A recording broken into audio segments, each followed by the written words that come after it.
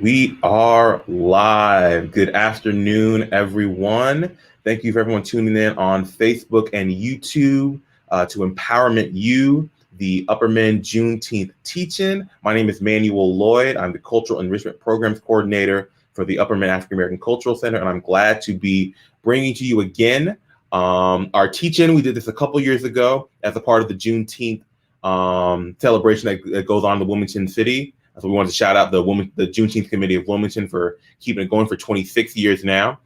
Could not do it last year, but glad to bring it back in a virtual form at least for this year.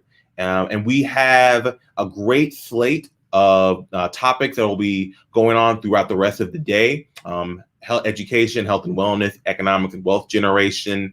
And we're going to start, however, with our political action panel. But while the panelists will change, I do want to bring on our moderator for this for the rest of the day. So I'll bring everyone on, but I want to introduce the wonderful Janiqua Palmer, who works at the YWCA, and I'm going to let Janiqua introduce herself, give a few remarks, and then we will allow the rest of the panel to introduce themselves, and then we will get started. So I'm going to go away, and Janiqua, take it away. Everyone, as Manny so eloquently introduced me, I am Janiqua Palmer. I am the program coordinator here at the YWCA Lower Cape Fear, and I am the coordinator for two programs. The first program I coordinate is the Grandparent Support Network, where we support grandparents who are raising their grandchildren, and I'm also the program coordinator for advocacy and racial justice. So thank you so much for having me, and I look forward to a wonderful, rich conversation. So to begin, I would like for Sonia Patrick, if you would please introduce yourself to our audience. And you are on mute. There you go. Okay. Hello, everyone, and happy Juneteenth. We're so glad to know that this is actually a federal holiday, but we know there's much work to do. And I'd like to give a moment of silence to United States colored troops. Had it not been for the United States colored troops, we would not be able to celebrate Juneteenth today. Mm-hmm. For those that don't know me, my name is Sonia Patrick. I can trace my family's history back to the late 1800s in Wilmington, North Carolina. I wear many different social justice organizations, but I'm also the Congressional 7th District Chair of the North Carolina Democratic Party. I'm the first woman and the first African American to hold that position. And I'm very pleased to be here today with this amazing panel and wonderful moderator. Thank you for having me. Thank you so much. All righty, and let's go ahead and start with next to introduce themselves, Reverend Barnett or Councilman Barnett. Which would you prefer for today's talk? Whichever you prefer is easier for me. I'm okay. Barnett, and I actually am a pastor. I pastor here in Wilmington, the Warner Temple AME Zion Church on 6th and Dixon, and I'm also have the privilege of serving as a member of the Wilmington City Council. I've been in Wilmington now going on 12 years and enjoying my time here. Cool. Thank you so much. And Councilman Spears. Good afternoon, everyone. My pleasure being here. Thanks for the invitation. Kevin Spears of the Wilmington City Council, just like Council Member Reverend Pastor Clifford Barnett. And all of those titles. I'm a native Wilmingtonian. Got my start just doing advocacy and activism in Wilmington, and it's still near and dear to my heart. Just glad to be here, excited to shed some light on today's topics, and like Ms. Patrick said, happy Juneteenth. Happy Juneteenth. Yes, happy Juneteenth. So let's go ahead and jump right on in. My first question is, how have you seen the political landscape in Wilmington change? If it has, since, let's say, the racial and the viral pandemics of 2020. And maybe even a little bit before that with, George Floyd, Breonna Taylor. How have you seen Wilmington, the political landscape change, or maybe it hasn't? Okay, well, I Just would jump just on jump in. in. Okay, I would think that I've seen a change in the sense that I've seen more interest in um, our affairs, more interest in the things that are actually happening in our neighborhood. I think that that's um, an awakening for, I think, the whole community, actually the whole world, in a sense that how we have struggled with some of the things that we struggle with. But I mean, I just think that there's a keen awareness. Now, we still need to put more of us in office, which is still a Mhm. challenge. But I was Yes, going, yeah. hmm Yeah, I definitely agree with that, because I think when we look at the school board, I don't think there are any African American representation on the school board. So we definitely have some ways to go. Miss Sonia, I know you were going to jump in as well. This is the first year that this particular county has turned in a different direction politically, and that's largely because of the activism and people are paying attention. But it's time for candidates not to be just concerned about Black votes, but Black issues. And we Mhm. need more of that. And many people, they don't like politics, but you have to get involved because they make decisions that control our lives. And we have to hold our legislators and public officials accountable. And I see people are, becoming more educated about what's going on. They're getting more involved. I saw a big change since 2016. Mhm. Okay. And what maybe this question could be for Councilman Spears. Sonia just talked about the investment and the interest in the Black problems, things that need to be addressed in our Black community. So what do you see some things that have been addressed in the Black community from your perspective? That's a tough question. I want to say this first, and Okay. piggybacking off what they both said.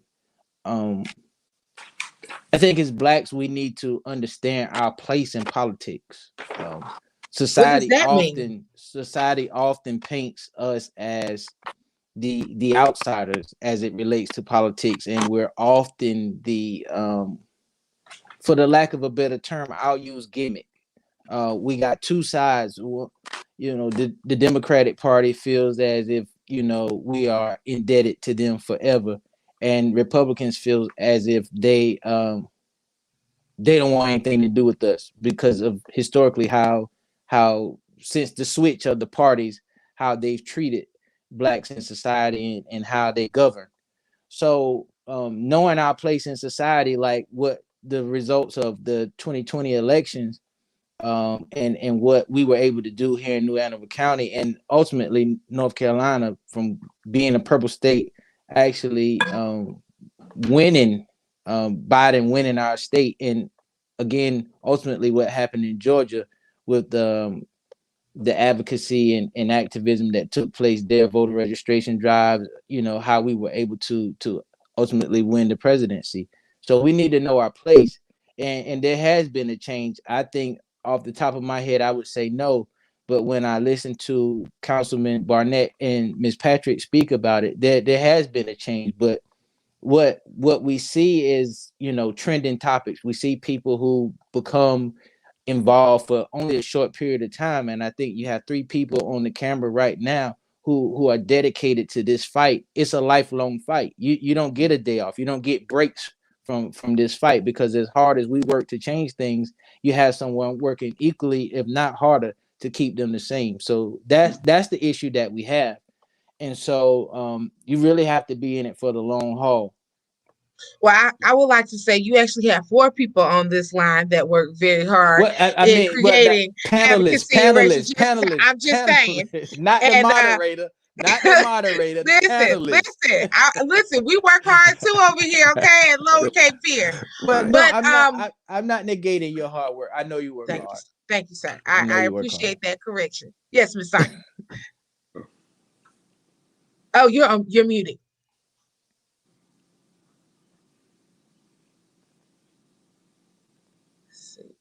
You're still muted. Uh, There you go. Okay. We have to hold legislation accountable. We have to get involved and hold them accountable. Like I said, a lot of them want black votes, but not black issues. And we have to change that. We as a people can change that a lot. Now, locally here, there's been some minor changes. The Confederate statue being removed, the name of the park being changed. I think that they did declare that New Hanover County was racism was a mental health crisis. So there have been some minor changes, but we still have so much more to do. And I believe that a lot of activists that started last year thought this would be changed in a year, and they got a little frustrated. But everybody on this call know we're in it for the long haul. This is not done in a year, 2 years. This is a lifetime commitment. And we have to be dedicated because many came before us. Many died for us to have a better day. So we have an obligation to keep that passion and keep striving for the future of the generations that are coming before us. So we have that obligation, and it never stops. And there's a lot of work here in Wilmington to do. And we have to learn to call our legislators up and let them know our concerns. And that would change things. That's what we need to do more of. And I'm very happy with the work that these panelists have done. Our guest panelists have done on City Council. I appreciate the work they're doing and continue to do. But it's an ongoing mission. It's not a little wand you can wave because you got the right person in office. It takes time. It takes work. And I thank so much for the work that you're doing, Ms. Palmer. Sure. Thank you. And I would also like to just add, and I agree with you wholeheartedly, that we need to hold our elected officials accountable. But also, one of the things I'd like to hold our citizens accountable for is getting involved in the process. Mm-hmm. Like we need more people on committees and planning, and because Councilman Spears and I all the time, whenever we watch committees come forward, we do the county. We see how many of us are represented in that committee, in that small group. And a lot of things happen in the small group setting. They always saying, if you're not at the table, you're probably being served. That's right. Mm-hmm. And so that's right. And to add on to that, and maybe to pose this question, is that sometimes our community doesn't know how to get involved. Or there is a lack of access, or, did they know you actually have to go down and fill out paperwork to run for city council? Or maybe they feel like, well, I don't have the money to do the flyers, or I don't have money to afford a political campaign. So what are some ways that you think could help get people more involved? One thing that I would say is the NAACP is a great way to get involved. It is a way where you can, you're with people who are like-minded. You are also made aware of the political changes that are happening. But what are some ways that you see that people can get involved with committees? How do people get involved? By attending. Go ahead, son. First, you have to register to vote. Number one, want you to do there. We go. Let's start there. Register to vote. Number one, be a registered voter, and and if you know of any 18-year-old that's having a birthday, that's a good birthday card, a voter registration card. So get in the mind of registering voters.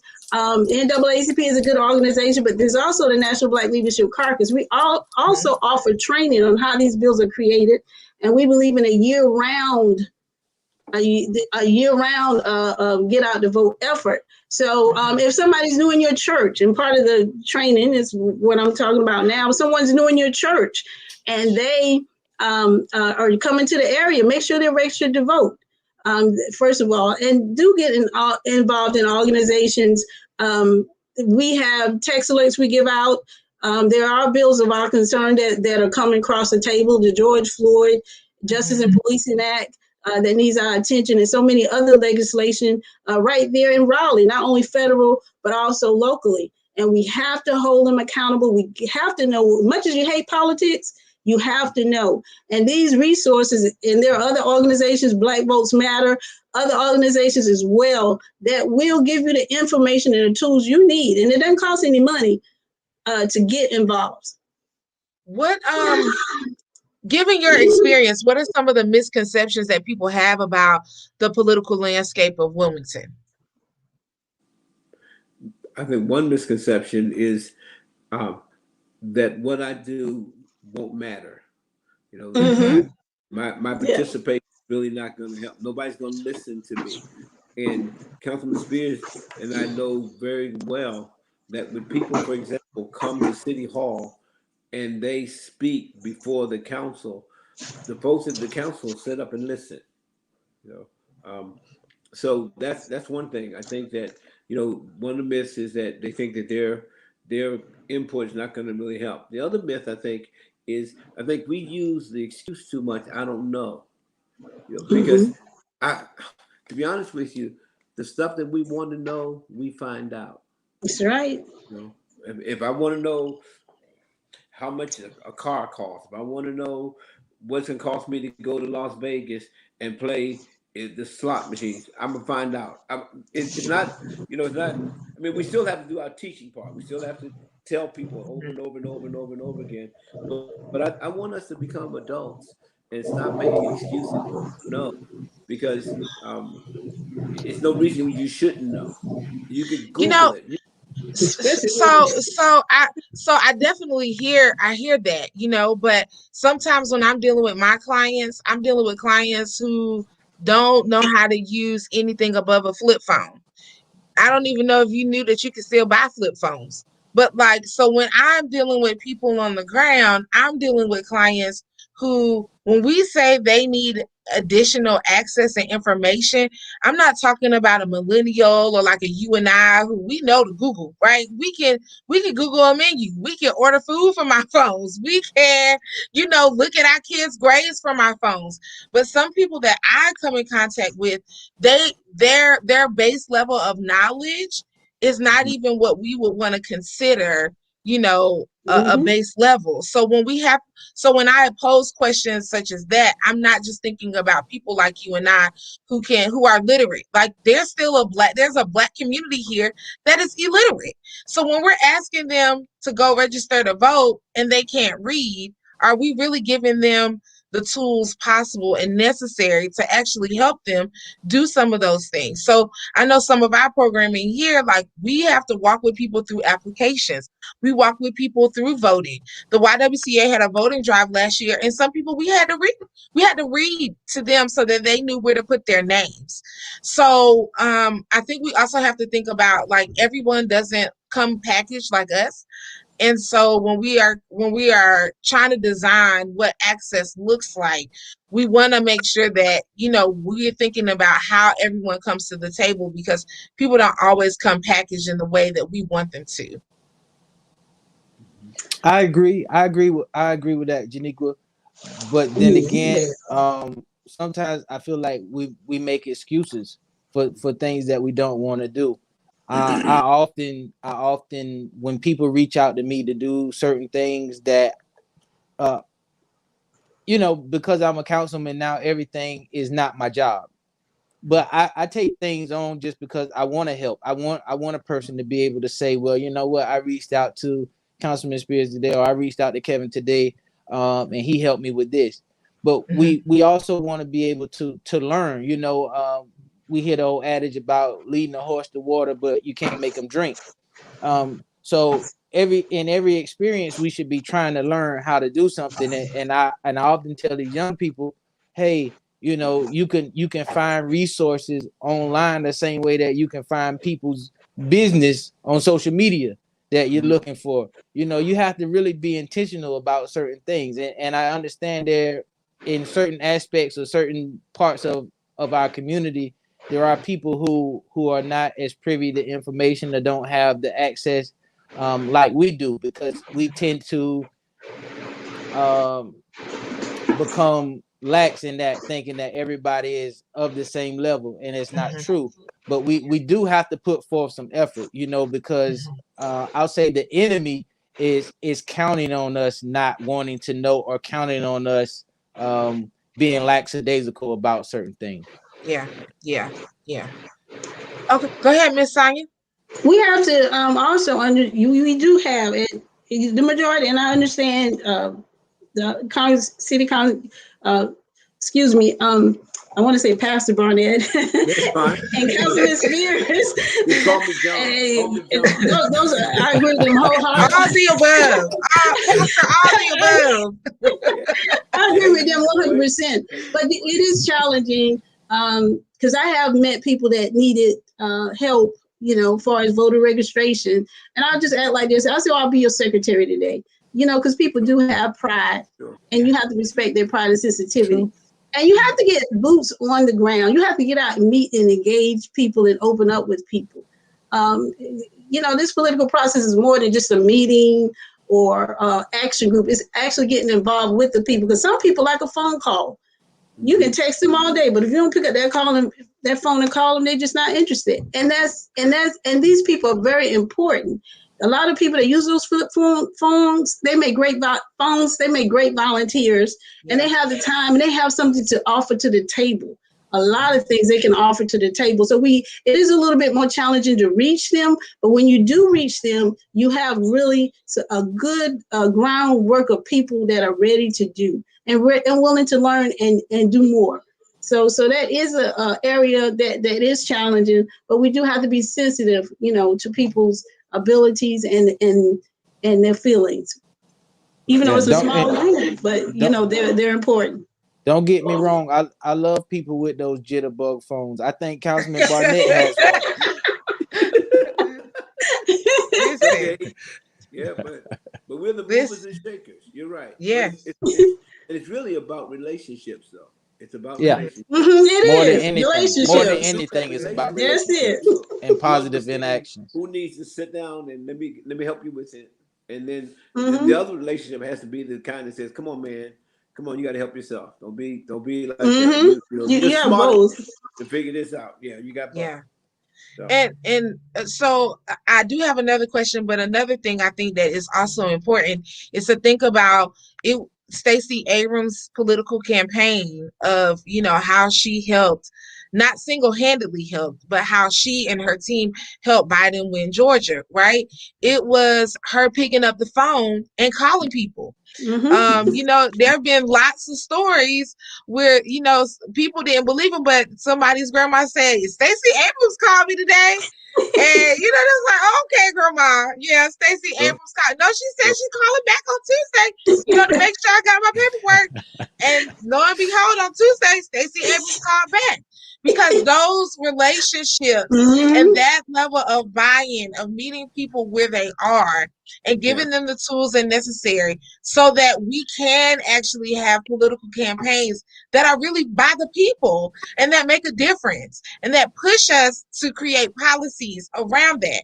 Now, of course, now we see what happened with, now we're hearing it's called like the new Jim Crow laws of, you can't pass out water, you can't have this campaign and all of that. So, as people who are in the political scene, what is your hope as you're going against, or what is your hope? Excuse me, I didn't pronounce that word fully. In trying to combat some of the ways that you see us moving. So, you see us moving forward, but then it seems like the other side or the other political nasty side, is trying to also push us back.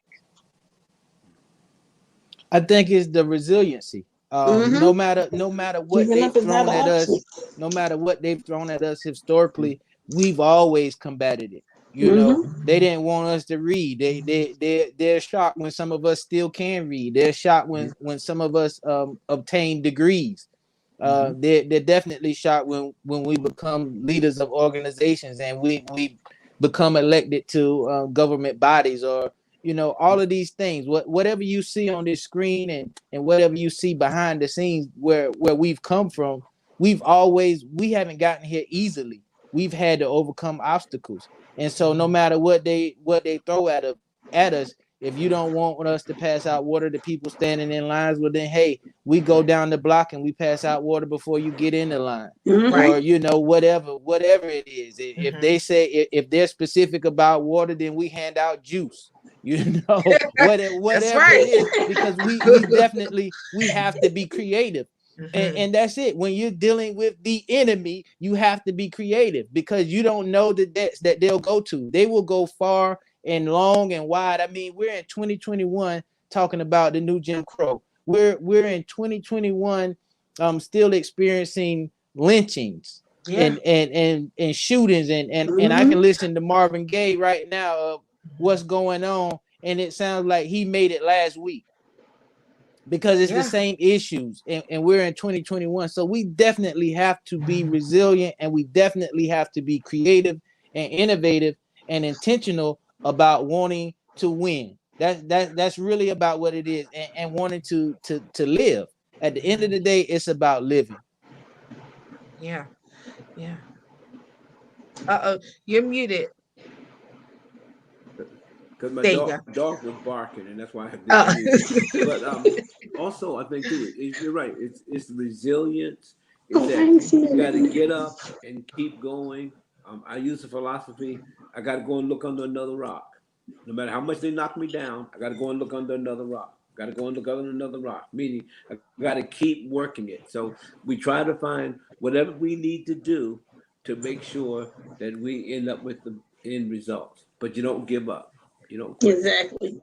Giving up is not an option. No, it's not. No, it's not an option. That's not an option. It's definitely not an option.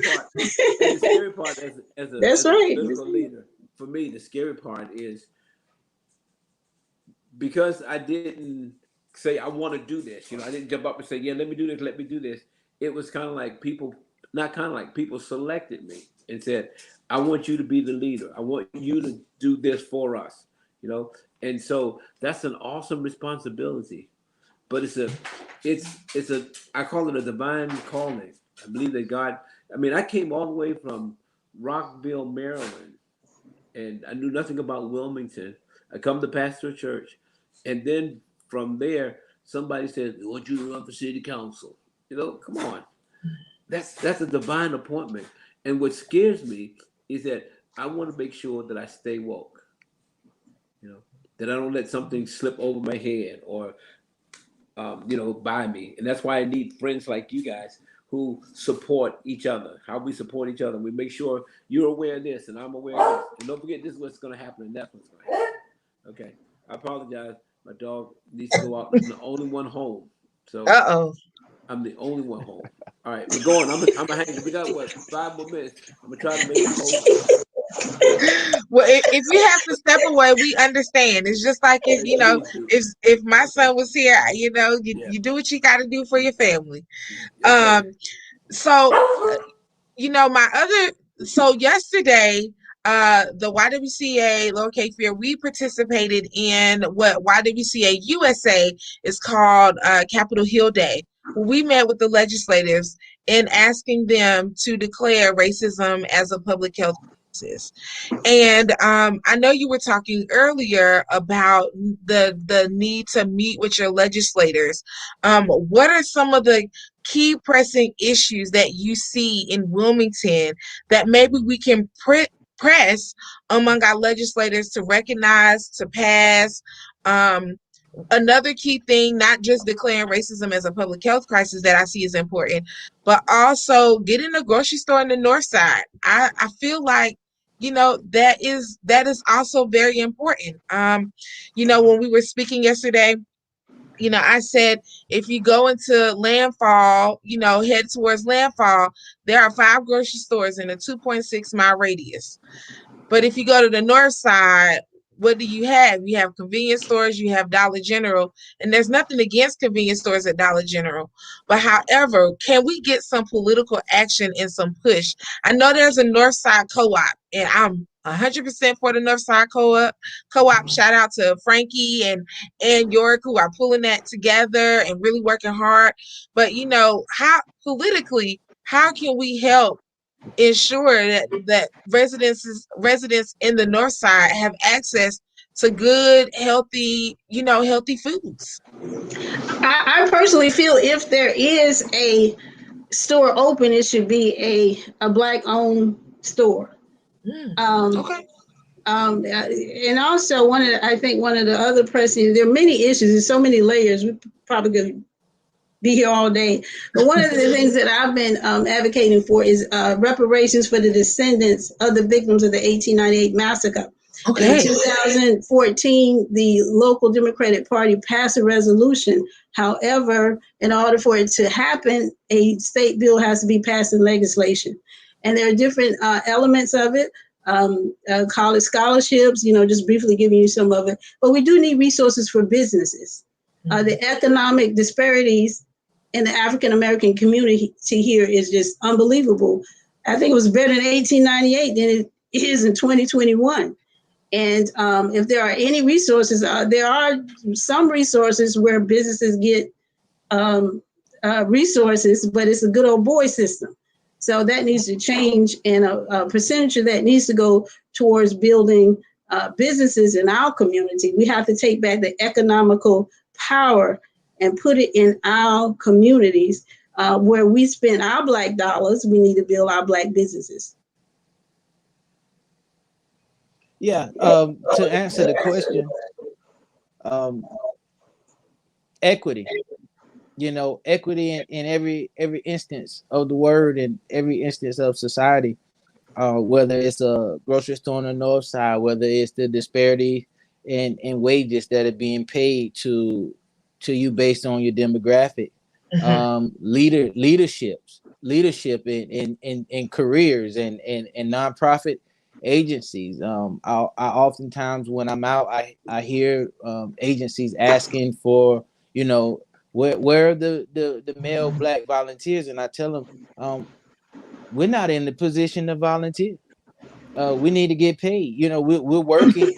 I mean, it's true. We're working 9 to 5s. Barely making minimum wage, and sometimes a employer will feel if they give you $10, like they've done you a favor. But they probably in some instances were willing to pay somebody 12 or 13, but then you walked in looking desperate, and they thought, let's save $3 and we'll give them 10. So we need to understand again our position in society, and we're asking for equity, and we're asking for access to resources, and we're also asking for representation. And like Sonia said, and Cliff said as well, hold us accountable, but also back us up too. You need to be visible on some of these issues when we talk about certain communities in Wilmington and New Hanover County. When they have an issue, they show up and they show out.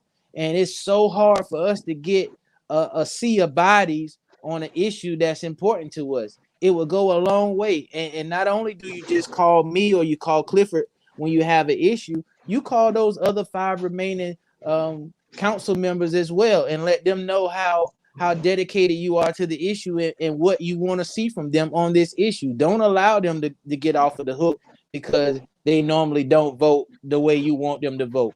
Urge them, persuade them to vote the way that you don't want them to vote. And the same thing, the same threat that you have for me or Clifford, if you feel like we're not doing the things you want us to do, threaten them to get them off of the board as well. Because that's they don't threaten y'all. Oh, come on now. One thing for sure. One thing for sure, and 2 things for certain. If you don't do something somebody wants you to do, the first thing they'll say is, well, I voted for you.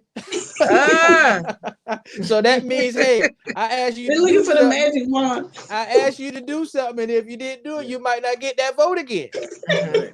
So I mean that's just how it works. So we need to hold those other whether it be county commissioners, whether it be other city council members, any elected officials, Senate, hold them accountable. Don't just let them get off the hook because you don't know them. You don't regularly know their name, or you don't regularly see them in your community, especially if they supposedly represent your community. Hold them accountable. Yeah.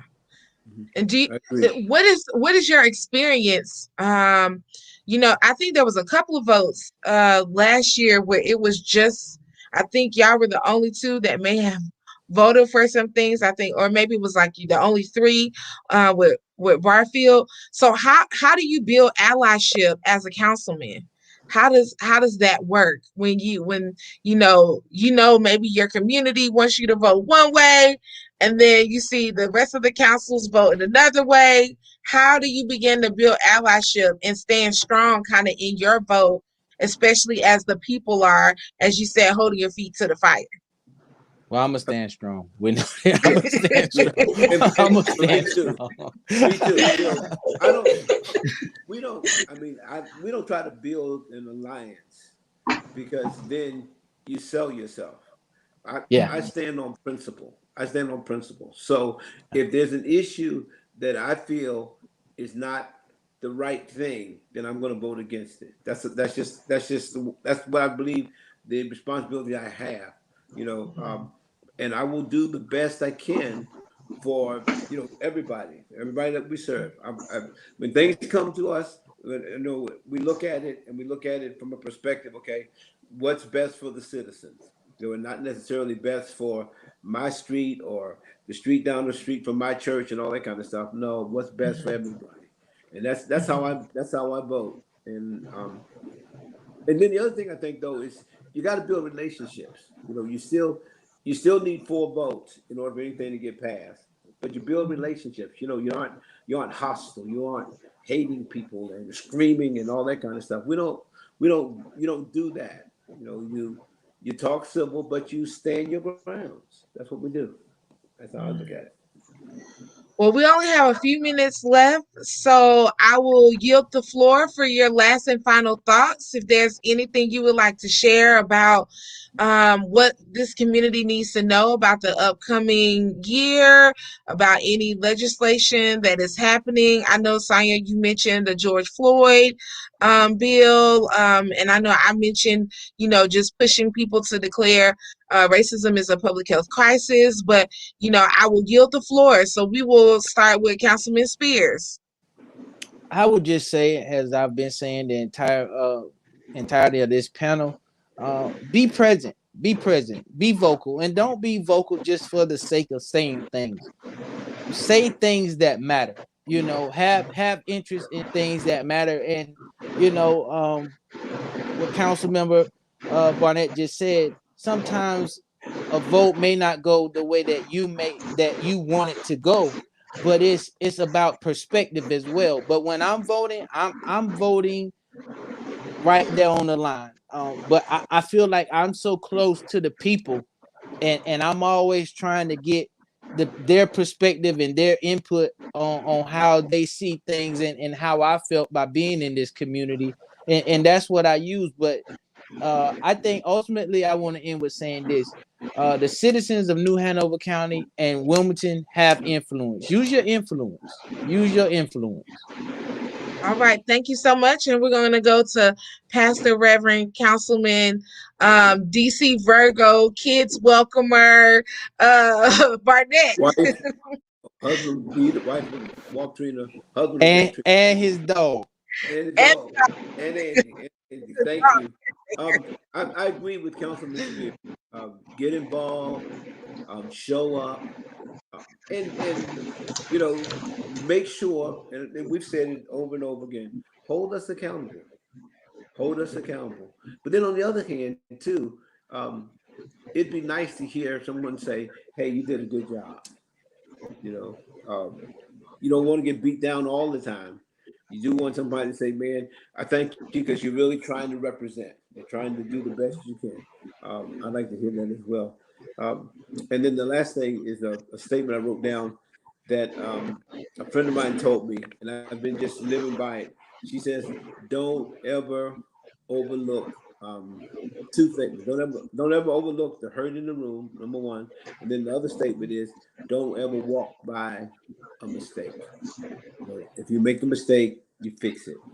If you see a mistake, you try to correct it." So I think those are 2 philosophies I try to use.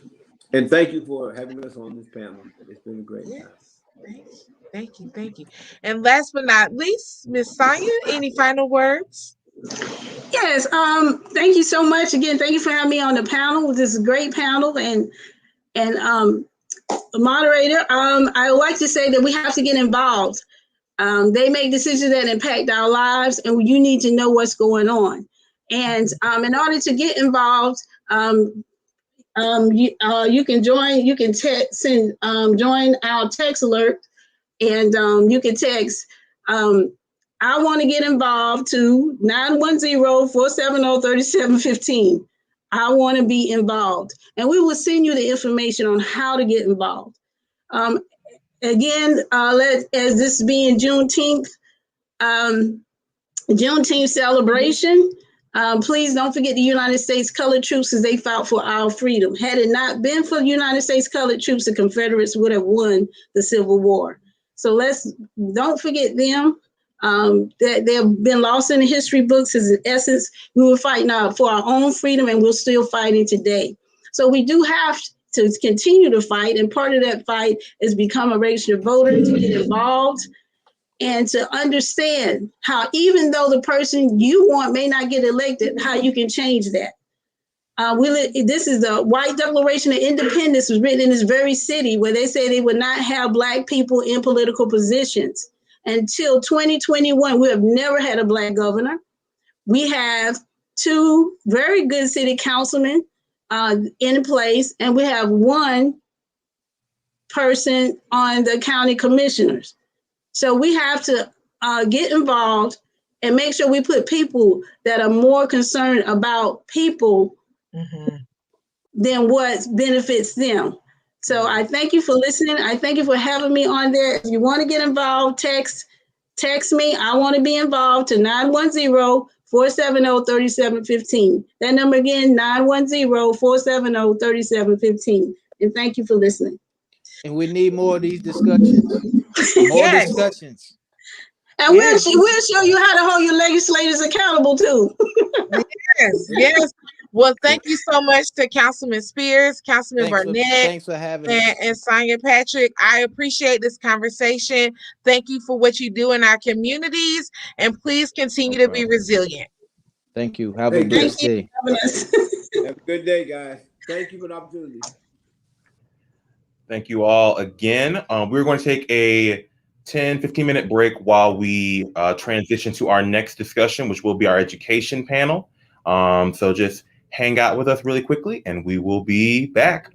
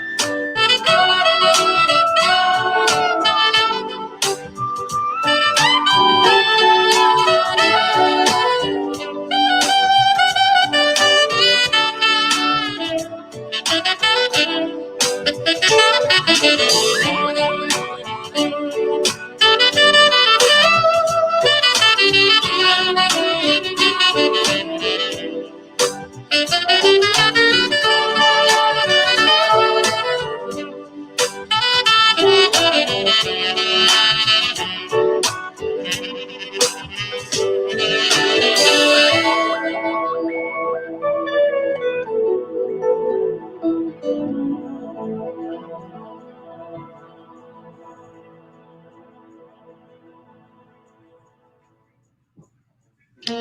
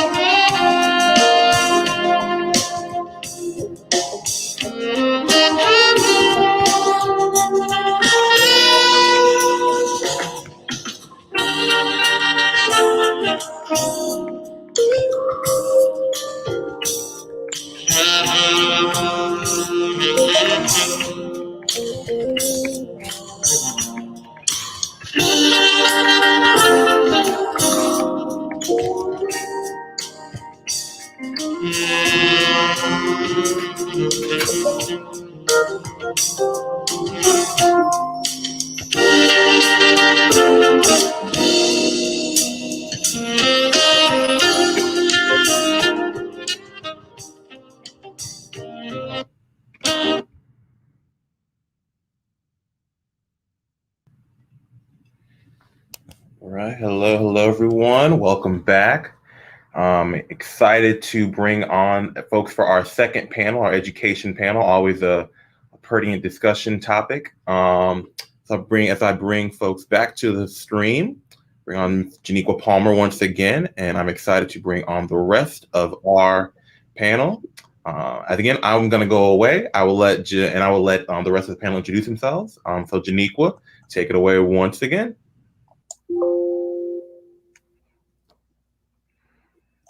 You're on mute. Thank you. And I know I was saying good afternoon, and I believe we're missing Superintendent Faust, but hopefully he can join us in a little bit. So first, let's start off with introductions. We'll start out with Danielle. Good afternoon, everyone. Can you hear me? So happy Juneteenth. I have to say that in preparation if you're having other celebrations tomorrow or for the rest of the weekend. But I am the Interim Chief Diversity Officer at UNCW and have been a faculty member in the College of Education for 14 years, going into my 15th year. In a prior lifetime, I taught high school social studies. Thank you for having me. Thank you so much for joining us. And next we'll go to Principal Sabrina Hill-Black. Good afternoon, everyone. Happy Juneteenth. Thank you for having me. I am Sabrina Hill-Black, principal of DC Virgo Preparatory Academy here in Wilmington. Go Virgo. Born, bred here, matriculated through the wonderful North Carolina Central University, Eagle Pride, returned home to teach, work, and give back to what was given to me. And I am moving into year 27, maybe? I don't know. Wow. Yes, and it's been a wonderful adventure. Seeing my children go leave, come back, bring their babies to me. So it's been nice. Yes, and you do so well by our babies. So thank you. Thank you. And last but not least, Mr. Mario. Hey everybody. Happy Juneteenth Eve. I am Mario Jeter. I am the Director of Operations for Communities and Schools of Cape Fear. We help babies stay in school and achieve in life. So we put those supports and interventions in place for them that need it. I'm also the Executive Director of the Communities and Schools Freedom School. We're going on right now over at Williston and Gregory. We got a bunch of excited kids over there, and they're learning that they can make a difference. They have the ability to learn. They're capable and they're able, and they're excited. I've been with Communities and Schools now for 13 years. I started out here in Wilmington in the corrections field with community corrections, and changed after about 8 years, and haven't looked back since. So I'm glad to be here with you guys. Wow. Well, I am so happy to be with y'all on today to help facilitate a discussion around the state of Black children and education in Wilmington.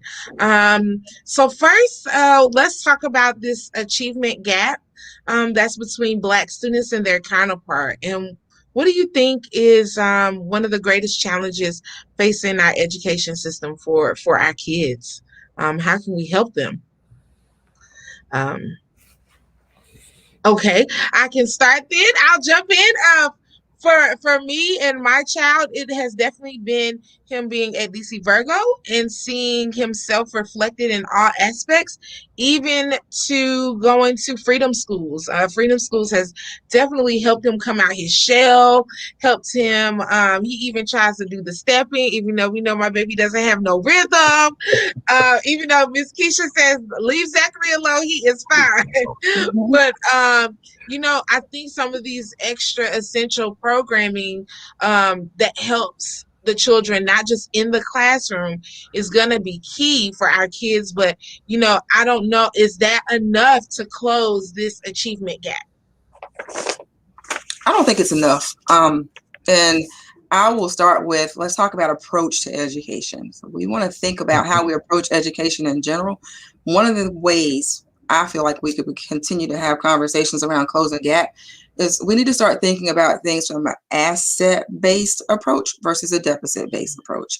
When we look at everything that we do in education around assets and the assets of our children, the assets of families, and the assets of community organizations, such as Freedom School, the Brigade Boys and Girls Club, and other nonprofit organizations who are pouring into the schools, I think we have to stop and think about what can we gain from this if we take a look at what strengths are provided. What strengths can we drive from the work that we're doing? What opportunities are there? And that means getting in schools, understanding what, the day-to-day functions of school are, knowing what happens in a classroom, knowing what happens in the family dynamics once that child leaves us or before they come to us in the school system every day. And then once we know those things, how can we build on them? So it's basically getting to know the family unit, knowing what happens at school from the teacher perspective, the state perspective, local government, things like Common Core, what's required of students to learn yearly, from year to year, from transitional years, and really think about how we can, learn, glean from all of those things, and think about stuff in an asset-based approach instead of deficit. I think we are stuck in, I'm just going to be honest, we are stuck in gaps, and that's deficit-based thinking. What can we pull from that to really own? And we have to own it. Everyone involved has to own it. And then how can we learn from it to improve all around? Sorry. This the black girl snap that you just got. I mean, I think the system has done an admirable job trying to address some of those issues that Ms. Hill Black was just talking about. They've done an admirable job, but they're under-resourced. I don't think they're leveraging the partnerships with community organizations as much and as effectively, and more in a more, I don't want to use the word targeted, but more thorough and thought through process of helping and aiding those kids that need that help and connecting it to them, because there's so many different challenges to and barriers to learning in the classroom. And some of those the school cannot address. And you need those partnerships even more, not only locally to Wilmington. There's always a natural disaster, like we're on the heels of one or coming out of one or lean into one. But now we've experienced a global disaster. And our kids are still reeling from Hurricane Florence. They still haven't gotten back to where they need to be from Florence, and our families are still reeling from there. So I just think it's more incumbent upon our schools to really look at the community partnerships and see what that can be able to provide for their students and families in their buildings. I'm going to challenge you with just one statement, Mario. I know I don't typically challenge Mario, but just one little challenge. If community organizations are willing to come, offer, this is what we can do to assist you in this process, I think the lines of communication would open up as well. Because oftentimes, here at Virgo, what do you need? My response is, what can you offer? How can you help me do the work that needs to be done? So I think the lines of communication there could be broadened a little bit. There are wonderful opportunities out there with community organizations. And sometimes people just don't know what they do and what they can do. So maybe, get on their own bandwagon, something, toot your horn. This is what we can do to help you in this process. Yeah. Well, thank you. I'm going to interject and add to what everyone has said so far. I also don't like the language of gaps, but if I had to change it, I would move towards this notion of an opportunity gap. So I read about this years ago with Linda Darling Hammond's work. She talks about the fact that too many kids do not have access to opportunities. And if they had access to opportunities, then there would be no such thing as an achievement gap. And the second point I'll make is that an achievement gap presumes that there's some set standard of knowledge that every child should know. And I disagree to that to some extent. I think our young people need literacy skills, and they certainly need mathematical skills, but they need arts-based skills as well. They need how to survive in the world skills. And those aren't always measured on standardized tests that lead us to believe that there's an achievement gap. Our students are brilliant. I've met so many brilliant young people, especially at Virgo, but what they're brilliant in is not tested. Yes. 100%. Agreed. Yes. So how do we help our Black children who may be gifted in different areas, but still have to sit down and take these standardized tests? How do we encourage them? How do we encourage them to be resilient when, they may have all of these skills, but these aren't the skills that matter at the end of the day when we're doing standardized testing and we're making decisions about whether they go to the next grade? I'm going to pick up on that because I have twin girls and they're going to high school. I had a white colleague once, we were having a conversation and he told me that he wrote his kid a note, the day of the test. A lot of teachers say, please write your child an inspirational note. So his inspirational note was, this test doesn't matter at all. And I said, I don't think I can say that with Black kids. It matters. It's going to open doors for you or not. And people are going to make assumptions about your intelligence based on these test scores. So in as much as I'm telling you, personally, I disagree with these test scores. We have to figure out a way for you to do well or decently well on the test scores. So I think it's tough for us. But what I can say, what do we do is I would focus on persistence. A lot of what my young people, my girls said about the testing they do is like, you just have to hang in there and take it. And it requires a certain level of focus and persistence that we sometimes don't teach in as much as we're trying to teach the skills that are that the test is actually testing. And that's what I was going to say. We also have to hone in on, we need to be able to teach the children the skills that are applicable to the test. Now that I'm saying teach test taking skills, but that's a part of it, but also ensuring that they have the literacy background, the critical thinking background that some of the questions are requiring of them. And in the classroom, teachers knowing how to differentiate, meeting children where they are. Data. Yes, you hear about all the data, but where are the opportunities in that data? And how is that data derived? So there are lots of things that we can continue to do. Praise, again, yes, that test matters, but what you know is so much more important than that test score. And then we also have to teach our children that you are more than that test score, because it could have been a bad day. It could be one bad year. I mean, this year, last year, year before, as Mario said, our children are still reeling from Florence. And you're reeling from another hurricane and a tropical storm and COVID. I had a conversation with a mom earlier this week and she called me about test scores. And she was just honest. She said, I lit into him about the test score. I said, I need you to go apologize. Please go apologize to him. That test score does not equate to what your son knows. And I know that. You know that. Think about the year and consider that. Okay, Ms. Hill Black, I will. I need to go apologize to him.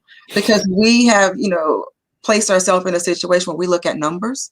And we have decided to let those numbers and those test scores define us. And we know that we are so much more than that. But in the classroom, going back to Janiqua's question, it goes back to utilizing data. Our students have to know our children, not just Black and white. They have to know who our children are, from whence they come. They have to know their culture. And we have to be able to teach the children that are in front of us, but we have to really know them. Goes back to lesson planning. Are you giving them what you want to teach them, what you like? Or have you engaged in what the children like and what they want to hear about?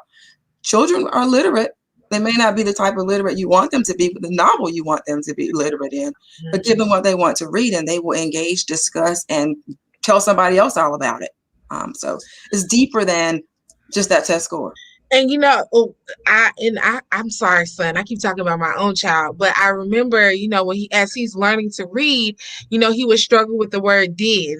But if we were reading a book, he could pick out locomotive and say, oh, that's locomotive. Now, how can you misread DID, but you can read locomotive? Because he's connected it to trains and he likes trains. He is into trains. Anything dealing with trains, he can read from the word freight to locomotive to track to conductor. But when we go to like she did her, and I think that is a part of meeting kids where they are, so I try to write sentences for him that say, did the conductor, so that he's like, oh, okay, so I need to figure out this word because I need to find out what the conductor did. And I think teachers have to have that. And I'm not going to say teachers don't, but I think that is a part of the education piece. But it's so hard as a parent to expect that from a teacher because that is a lot of individualized plans. So how do you, as Danielle and Principal Hillblack and Mario, when you are dealing with students who need these individualized plans, like how do you help support that to get them to the necessary place of them being, maybe, I hate to say successful, but how they are progressing? How about that? It's work. No one goes into teaching for the money. You heard that, you hear it time and time again. It is work. It is a commitment. And it is a commitment to the children who sit in front of you, again, to get to know that child. It could be something as simple as, and I've seen teachers here do it, create word problems with the children's name in it. Once that child's name is in that word problem, you've got that child is engaged, and boom, I'm on it. And now the other child in the class is looking for the word problem with their name in it. And first of all, you have engagement. So through engagement, and various forms of engagement, by the way, you get to know who and what those children need. Small class sizes help that, but that's not typical everywhere. But it takes a commitment. It takes a commitment to knowing what the children need. I don't like to say need, but what they need. What's going to engage them, and also using opportunities for other people in the building to help and assist. Because sometimes as teachers, we have to reach into that PLC. We have to reach to our neighbor next door. We have to reach into that teacher assistant. We have to reach in our building. An elementary school teacher may have to reach to a middle school student, and vice versa, especially as we think about how our kids have moved through the years with COVID and hurricanes. Partnering with each other to grab these ideas together. Everything is not going to be book picture perfect. The methodologies you learn in undergrad, totally different from real world when you walk into that classroom and meet the needs of children. Yes. But most of all, you have to have a heart to want to do it and be committed to doing it. And as you're talking about Mario, y'all up. Okay. And as we're talking about teachers, I want to know, provided the lack of representation in the school personnel across the board, how can we help our community build more school personnel that is reflective of Black, Brown, and Indigenous populations? The one thing I love about DC Virgo is the fact that Sabrina is the principal. Because as an HBCU graduate, I understand the importance of my son seeing himself reflected in not only the janitorial staff or the food staff, but also in leadership. And there's nothing wrong with the janitorial staff or working in food, because my sister's a culinary chef, so she works in food and Zachary likes to cook, but he also needs to see Black people, brown people in leadership. And that is something that Wilmington struggles with in general. And I really wish Dr. Faust was here, because this question is really kind of for him. But, as colleagues of his, what can we do and what are we doing? What are some initiatives that we're doing to gather more personnel that is reflective of what we see on this panel? Well, I'll start with our meager efforts to try to fill the classroom and have reflections of the kids we serve. Freedom School, the basis of it is the curriculum is delivered by servant leader interns. These are young people who are juniors and seniors in college. They can be education major, psychology major, pretty much any major they want to, and apply to become a servant leader intern for the summer. And they'll deliver the curriculum. It's over 8 weeks, but we try to recruit persons of color. Young African-American males. We have a Asian American, Latinos on staff, everyone, and we're exposing them to the educational system in hopes that they would either continue their majors in education or even maybe start their careers in counseling or social work, but getting them that early exposure into, now these are the kids that are going to gravitate towards you. These are the kids that need to see you. They need to see you in the classroom. They need to see you leading the instruction, and in positions of authority and leadership. That's one of the small ways that you can leverage those community opportunities to have other people come in, and then eventually what happens is we have them either on our staff, or New Hanover County Schools invariably hires 2 or 3 of them. So it's like a small drip, and inside of a very big barrel that needs to be filled. I don't know why, but I feel a Tupac moment inside of me.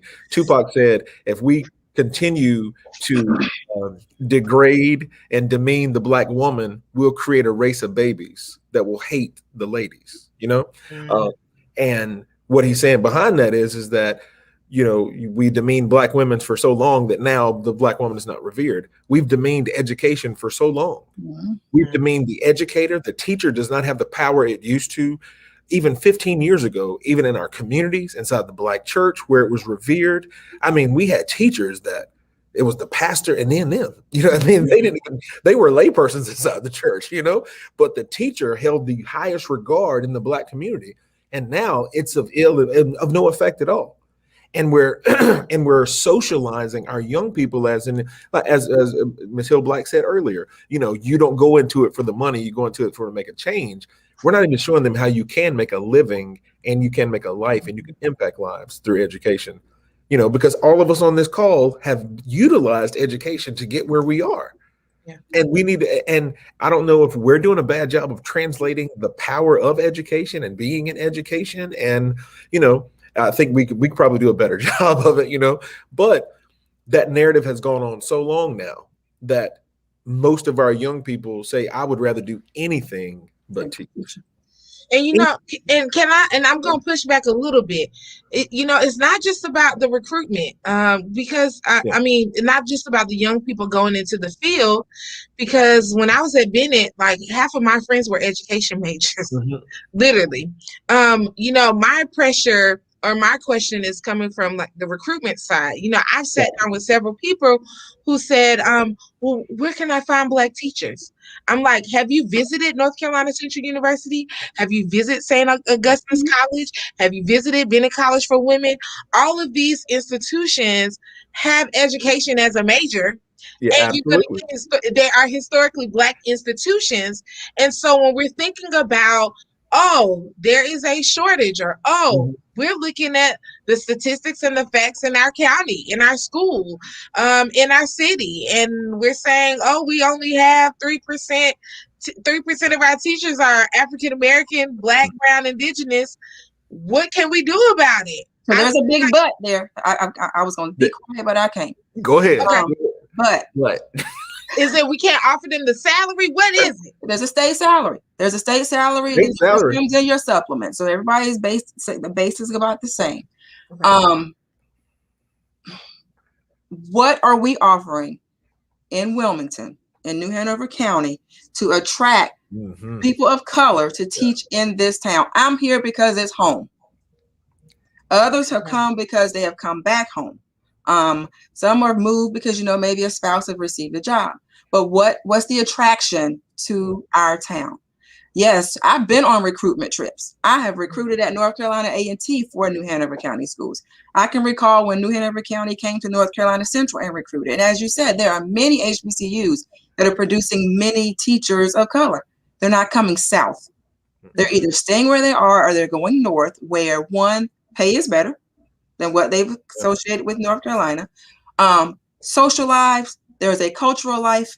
There may also be, an attachment to other organizations or friends or family who are elsewhere.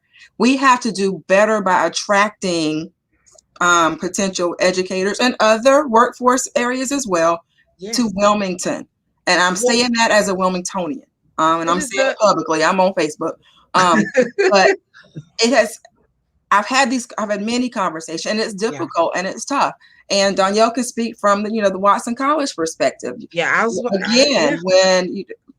students of color are attending HBCUs or other universities, maybe locally to where they are living, you may not see anyone coming here. I was in a meeting just 2 days ago with another group, and Van Dempsey was on the call. And the term teach at the beach, I remember using that as we were recruiting. Some of us go to the beach to visit. We don't stay at the beach. So if you're not being attracted to the area socially, culturally, what can we offer them? And then once they get here, how do we retain? Yes. So there's lots of conversations around recruitment, but we also have to think bigger picture. So I agree, bigger, because the other thing is affordable living in Wilmington. Like right now, you can find a house if you want one. Right. Can I find a house? The other thing is like, do I have a social life? You know, and then there's a lot of racist things that happen in the community that does drive people of color away from wanting to be here. So Danielle, how do you combat this? As you know, I mean, and I know you sit in the offices and you are having these conversations. So, you know, how can we make a change? I mean, and I don't want to just lay this at our feet, right? Or at the feet of Black people, because, you know, there is a strong Black community here. But what can we do overall to make this recruitment package better? Because the lives of our children depend on it. Statistics say if Black children of color have a teacher that looks like them, from kindergarten to third grade, they are 30% times more likely to go to college. But if we cannot offer that to our Black children here, we're doing them a disservice. So agreed with all of that. It's such a structural issue and also a personal issue. So we know historically, as soon as Black people had other occupations that opened up to us, like we didn't have to be a teacher, we didn't have to be a particular thing, then we took advantage of those other opportunities. So naturally, the opportunities have expanded for us post desegregation. So that's structural. We have a lot of students that are trying to be business majors because they want to make money.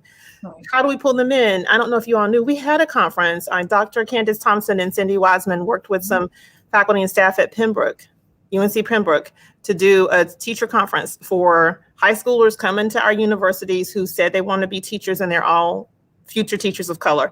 And the most powerful part of that conference is going to sound simple. The most powerful part was that we had other teachers of color talking to them.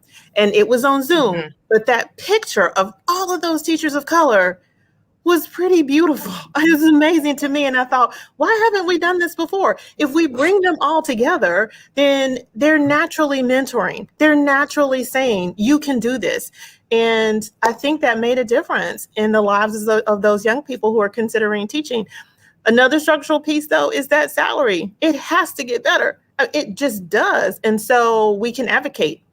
We have a dean here who is always talking to legislators and always trying to advocate for increasing teacher salaries.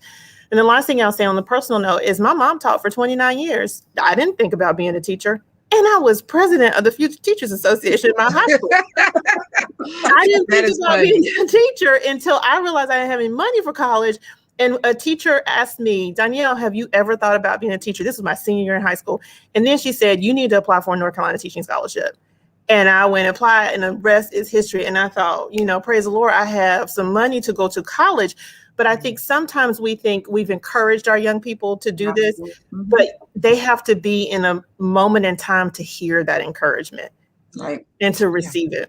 Because when you think back to when you were in school and you went to a job fair or a career day, in middle school or high school. Think about the career day. Was a teacher ever invited to present at career day? No, more than likely not. And that's where we have the opportunity to make the most impressions on children.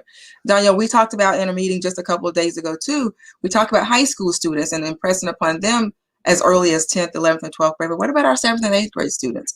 So tapping into them early as well, connecting them with the teacher, even if it's not their teacher, to think about what education is, as Mario said earlier, and the impact they can have on themselves, their future, their family through education and becoming that teacher.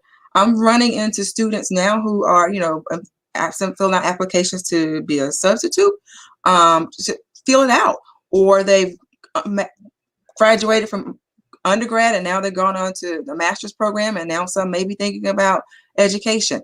Think about the amount of money that was spent in that undergrad to figure out, now maybe I want to teach because someone has had a positive influence on them. But catching them early, when children love school and we can instill in them the love of school, and it's not a burden, it's something we have to do, and impress upon families and community organizations that are working with them, I think we can continue to have those conversations early that, teaching is a wonderful, powerful thing. And going back to what Mario said about, the church, that was one of my major influences of deciding to be a teacher. I mean, literally major, like walked up in the dorm at North Carolina Central. You changed your major? Yeah. No, but what are you doing here? To see if I changed it, and eventually it was changed because, there was power in your community to show you and tell you and let you know that you can do this and you can make a difference. And we have to continue to do that. It was Mary Wright Elderman who said, if we don't fight for children, then we don't need to stand for anything, so we've got to do this.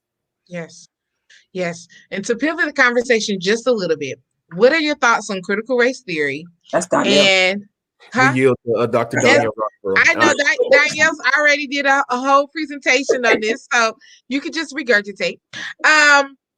And what is your reasoning behind why you think it has caused such a stir? And then maybe to follow up with that, what are your thoughts on even our own legislator not supporting the or trying to get the 1619 rejection to not teach it in our school systems? So I would love your thoughts about that, especially with the lens or through the thought of the fact that they just signed in Juneteenth as a federal holiday, and how sometimes there is this cognitive dissonance in education.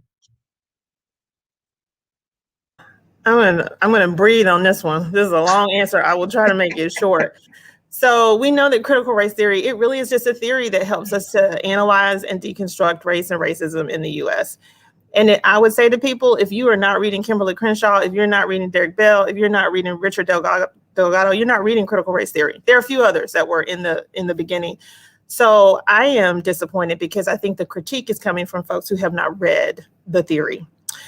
Second piece I'll say is, I think some people assume that to talk about race is negative. It's automatically accusing someone of being racist. Race and racism are connected, but they're different. Yeah. So I tell this when I teach my students, and at the collegiate level, I say this. I give them several different scenarios. One is, from my personal experience as a high school teacher, what if I had this student in a wheelchair? I reconfigure my desks all the time, every day. My primary point in that reconfiguration is also to make sure he can get around my room in that wheelchair, and I haven't reconfigured in a way to create problems for him. I had two hard of hearing students. They had an interpreter with them, so I had to print notes for them. I made all kinds of, adjustments to make sure that they could access the content and still feel like a regular part of the classroom. So they presented just like other students had to present. My students get it, right? Future teachers are like, yes, you would do that as a teacher. So then why would you act like you're colorblind and not acknowledge race? Boom. And there's always a moment of silence. And they come to the conclusion it is because they assume that race is bad and that they are being accused of being racist. Once we get past that, then they can understand this is an and conversation. You can acknowledge race and all the historical context around it and still teach children equitably. Mm-hmm. You can do this. You can teach them fairly. You do not have to ignore race to be fair with your students. As a matter of fact, it would create the opposite. So that's my beginning conversation. I think the problem is what it might create. Yeah.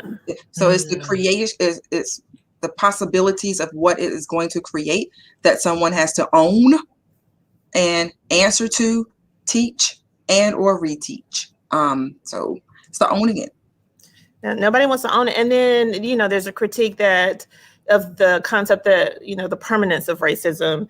And I said this, I like practical examples. So as a coach, if you're a coach, you look back at the prior games to look at what mistakes you made, what you did well, you deconstruct that, right? Why don't we do that with history? Same concept, because people are afraid and they have a hard time sometimes transferring race to other facets of their life. So I try to use practical examples, but I also will say, I think it's our job in colleges of education to keep pushing this, to keep making sure that our students are all ready to teach every child and to understand that they need to connect with every parent, every family, every grandma. I was at Sabrina School. I was at Virgo trying to do a lesson in the classroom. I don't know if you remember this, Sabrina. And one young man apparently was misbehaving. I did not even believe he was misbehaving, but his teacher thought he was. And the next thing I know, his grandmother was sitting in the classroom. It was the best example of a teacher who knew her families. So, I mean, I think, that's sort of disconnected from critical race theory, maybe not. But to me, to acknowledge race and to see race is actually to help young people and to help young teachers understand that it is just a part of the human identity. Yeah. You might feel some kind of way about it, but feelings are also a part of the human experience. We learn to deal with them. Yep. Yes. Yeah. And we've had to learn to deal with it for how many years? Yeah. Yeah. It's not something that, people of color can turn off and turn on, and we can only be people of color when it makes everyone comfortable in the room. Right. Like that's not how this works. So, the fact that there are people around the country, not just in North Carolina, who are saying like we can't teach this, I believe is problematic, given the disparities that we do see, which I know, Sabrina, you don't want me to talk about the gaps, but that's one of the things that I try to bring up is we can't deny the data. We can't deny the data that we see. And when we see this data, we have to create solutions, or my desire is that there are solutions created so that our children have an equitable education, so that they open up a textbook and they see themselves reflected in the textbook, not just on the page that talks about Martin Luther King, but like throughout the book, just the simple images, when you walk into the school, that they can look and they can see something, they can see somebody who is brown, they can see somebody who is white and black as they walk the hallways. Like all of those messaging, all of the messaging, it all matters. And not have to worry about, from the leader perspective, not have to worry about, do I have equitable signage on the wall? That came up in a meeting the other day. If I put a brown child here, do I need to have a Caucasian child here? What in the world? Honestly, that came up in a conversation. And also looking at that data, Janiqua, knowing that sometimes that data is just as skewed as it can be. Just being real honest. And knowing what that data represents sometimes. So, yes, there are gaps, and we need to know how we need to learn to define gap. Because when we talk about those gaps, it's really it's a test. And it's a test that, we won't even get into test taking norms. Yeah. Who was written by for? I mean, we know who it was written by for. We know standardized tests are primarily Eurocentric, right? Like we can say that. And I think, my thoughts are there has got to be a way to advocate for some different kind of testing, that benefits all children, that learn all different kinds of ways. I just hate that we're not there yet. I think it's time to get there, and we need to get there quickly, but I know we're not there yet. So my last question is that there are other topics that are going to be that are covered and will be covered in these teaching panels that are health and wellness, political action, economics, and wealth generation. In your opinion, which of these intersections has the greatest impact on our education system in Wilmington? And how do you believe these other areas can support the education system? And we'll start with Mario. Wow. Did you say what did you say about economic? So the other topics, so the other teaching panels are health and wellness, political action, economics, and wealth generation. And so right there. I keep thinking about intersection and intersectionality, and what do you think is the best benefit? I'm going to tell you right now, the economic wealth generation, wealth building, that should be the foundation and the basis for the rest of these. That should be like, I guess, the hub and the spokes to everything else. Because when our families have not just a livable wage, but they don't have to survive, they can thrive. and they can actually access things and see and experience and live in. Yeah, when they can experience that, I think the other things will become more not of area of importance, but sometimes we have to prioritize, and most of our prioritization comes from survival.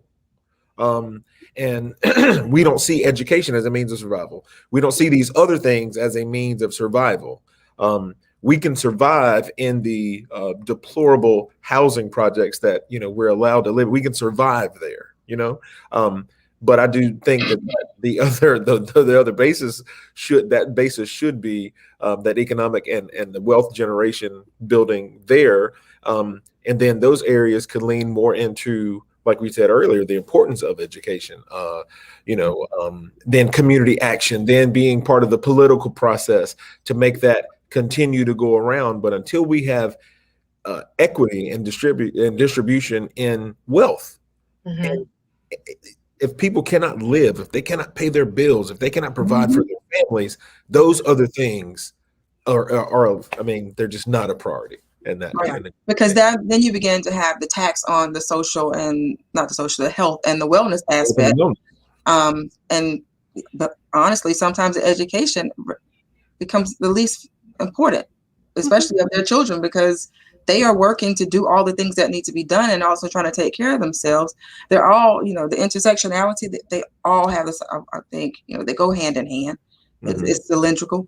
But again, until we can continue to treat each other equitably when it comes to pay, and I totally agree, Mario, access. When we are healthy, when our mind is healthy, we can receive those opportunities to be able to access and provide. Yes. Yeah. Well, thank y'all so much for this amazing conversation on education. Thank you, Danielle. Thank you, Mario. And thank you, Principal Sabrina Hill Black. I appreciate what you do, for our community. And I really, really value the work that each and every one of you bring to the table. And thank you so much for your time. I know y'all are so busy. So we will turn it back over to Manny. This feels like a Virgo reunion. I was about to say, I'm so happy to see you. And Mario, why I'm putting you on the spot, man? We need Freedom Schools to come back to Virgo. I need you to work it out, Mario. I need you to work it out. And I'm gonna tell you why. Wow. I have seen my son grow. Good. And that is important to me, that I see, like, he's like, Mommy, don't pick me up from school. Like, he wants to be at Freedom Schools. He went from day one of, like, I don't know who Arambe is, and they are really loud, to like leading. And I've had other parents say to me, like, my child needs this. Like, they need this after school. So I am advocating on behalf of the parents at DC Virgo for y'all to figure out some way to come back. Well, thank you, Ms. Palmer. I really appreciate it. That really does. I'm very moved by that. We have a meeting scheduled soon. And Keisha does a phenomenal job. So shout out to your partner in crime, Ms. Keisha Robinson. She is amazing in her own right. So again, I really do appreciate all the work. And on that note, Danielle, for those of you who don't know, was very, very, very instrumental in ensuring that DC Virgo opened as a lab school, ensured all the working parts were put in place for us to even be here going into year 4. It seems like it doesn't even seem like 3 years. They have flown by so fast, despite all the things that have come along our way. But we are moving right along, and Danielle was in the forefront of it. Thank you, Danielle. We thank you. The community thanks you. We got a great principal, so thanks, y'all. Yes. All right, Manny. We turn it back to you. All right. Thank you all so much. The chat was lighting up. I can see on our Facebook and YouTube. So definitely would love to have further conversations about regarding this. We're going to let our panelists go as we get ready for our health and wellness section. So we will be right back. So stay tuned. Bye, everybody. Bye. Bye.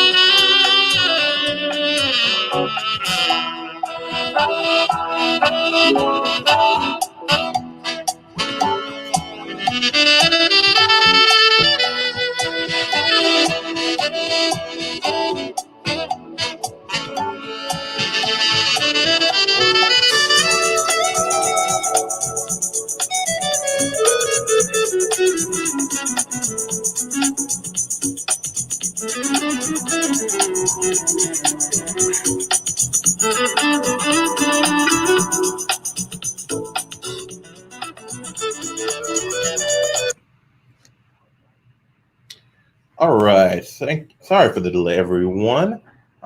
Just a little few technical hiccups here and there, but glad to be back. We are now going to get into our health and wellness panel. So once again, bring back the magnanimous Janiqua Palmer. And I'm happy like that word. The rest of our panelists, and thank you all for your patience as we got everything situated. And I'm going to leave once again, and Janiqua, I pass it to you. All right. Good afternoon and welcome back. Thank you all for being patient. Let's start off with introductions and tell our audience a little bit about yourself and what you do. So we'll start with Dr. Gayan. Thank you. Is the volume okay? Yes. All right. I'm Kent Guyan. I'm a professor at UNCW. I'm also a physician, and I was the former chief diversity officer for the past 5 years. I want to come to this talk from the perspective of my role as a board member at Med North, and also as the husband to a wife who's a practicing physician assistant. So glad to have you all here. Glad to be with you. Great. And are we is she there? Miss Morel?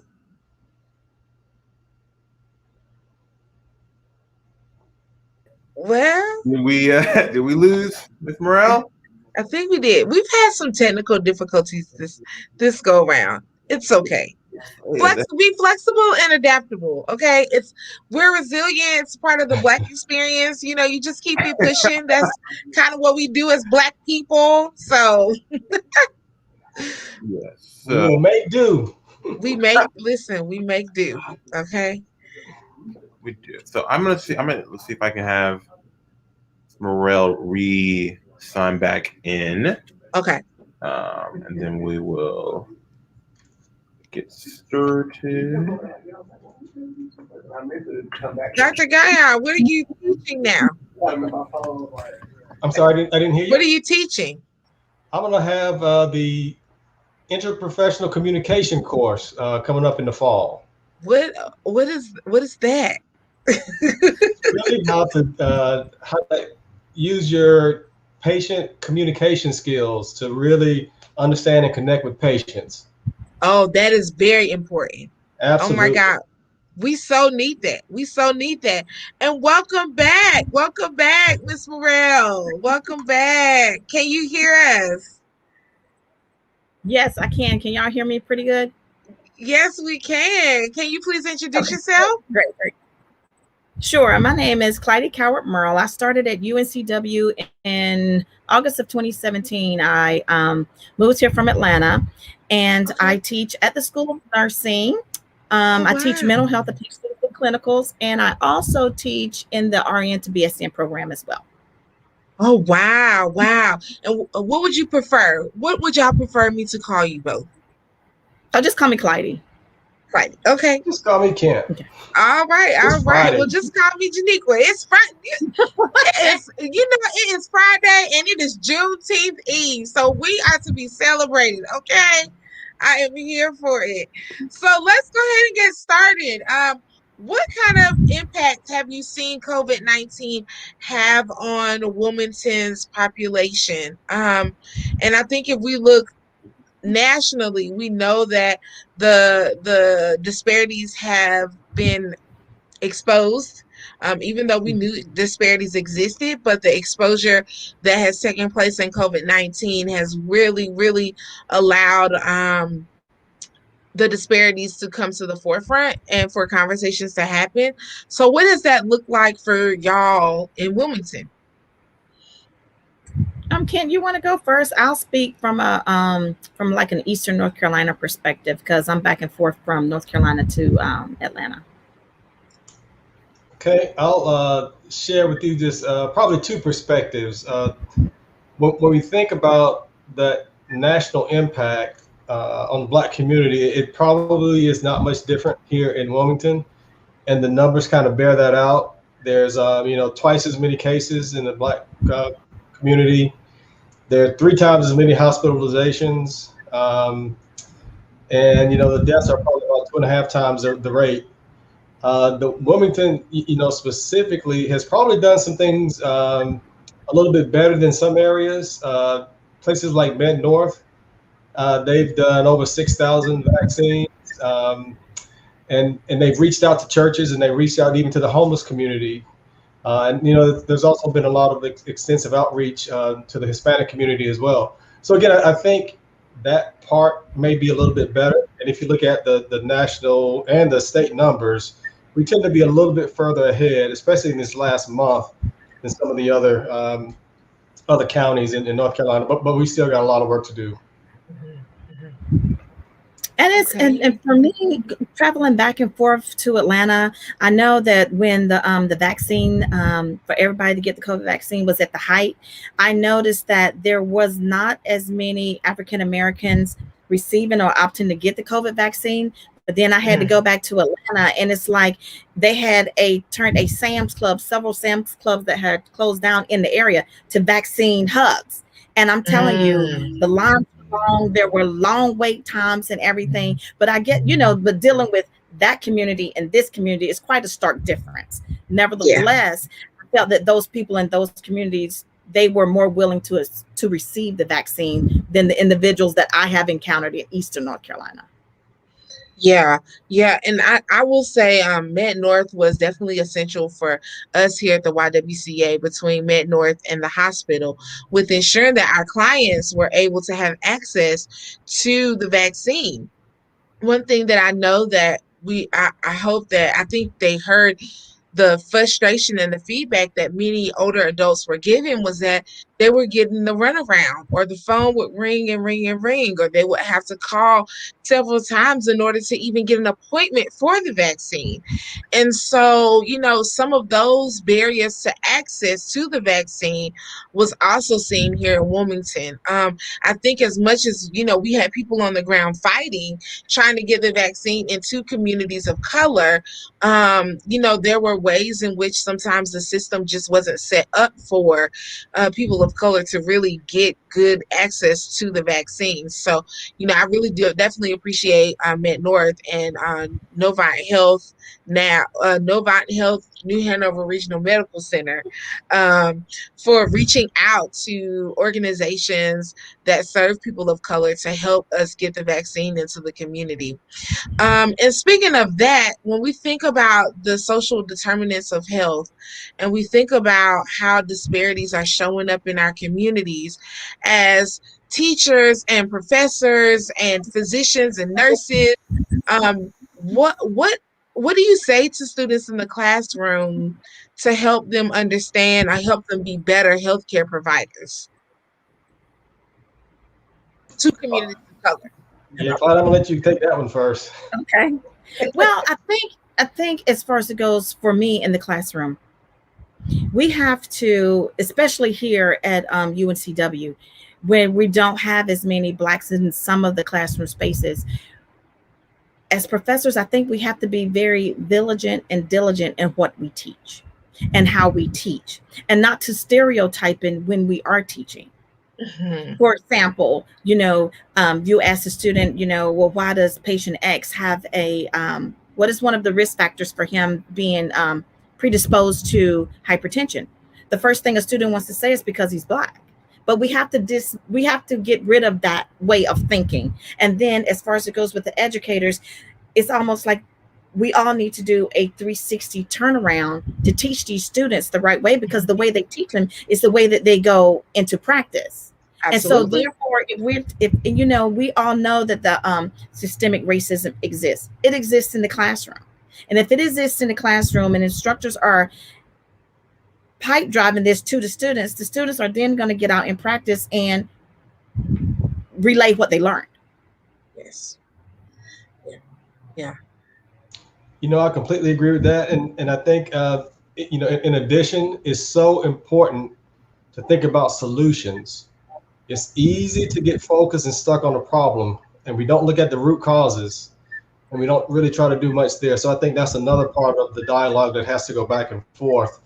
The other thing that happens, and this gets to that whole idea of stereotyping, is that there's this, one view of what the Black community is. There's one zip code that we all live in and we all behave the same way. And that's just something that we really have got to dismantle, because we all approach, health and wellness in very different ways. And there's not going to be a one solution that's going to, work for everybody. And that's why, again, that interpersonal communication is so critical. Yes.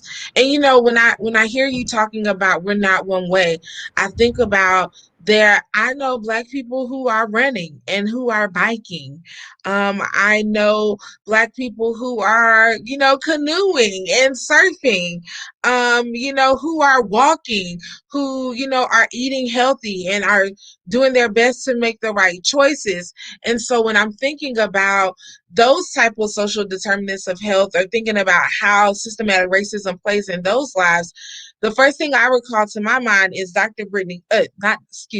is Professor Brittany Cooper, when she talks about it's been going viral. I don't know if y'all have seen it, but she says we need to take into consideration racism and racism's toll on the Black woman's body.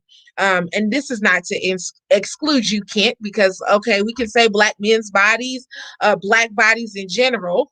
But she talks about how there have been studies shown where white women have been given the same diet as a Black woman, or Black women have been given the same diet as white women. Black women tend to lose a significantly lower amount of weight than the white women. And so in my head, what I'm seeing is that, no matter my diet, even though, I probably shouldn't eat at Chick-fil-A as much as I do, right? But, I love me some chicken nuggets, and I like to dip it in the sauce. But, all of, that matters, along with how I am treated at work, along with how I am treated when I walk into the doctor's office. And if I'm not taken seriously by my physician when I say, I feel a lump here, or if I am saying I'm feeling extra fatigue, or, if I'm having off sleep patterns, if I'm not getting that treatment as well, those things actually still count against me just as much as it does if I decide to eat at Chick-fil-A, 3, 4, 5, 6, 7 a week. Like all of that matters. Our treatment, how our bodies are absorbing racism, all of those factors matter. So given the seriousness of health and wellness, what do you believe is a priority that we should have in our community that maybe we don't have currently?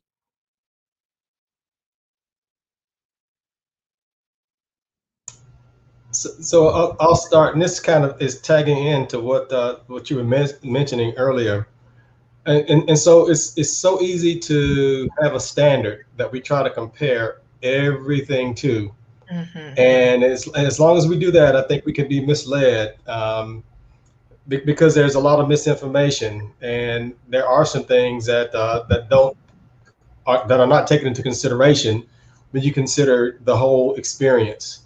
A lot of us bring a wealth of experiences and knowledge, and we have high spirituality, and a lot of that's not taken into consideration. We have family members who've been telling us some of these things for a long time that it's just part of our narrative. And so we got to control that narrative. And I think it's really important to do that as a step.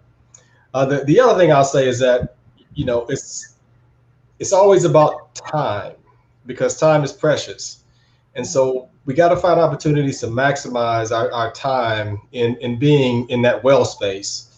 If we combine faith with fitness, or if we do something like, eating and fellowship, just to ensure that we're maximizing those opportunities. But it's got to be on our terms, not on the terms that have been kind of put forth for us.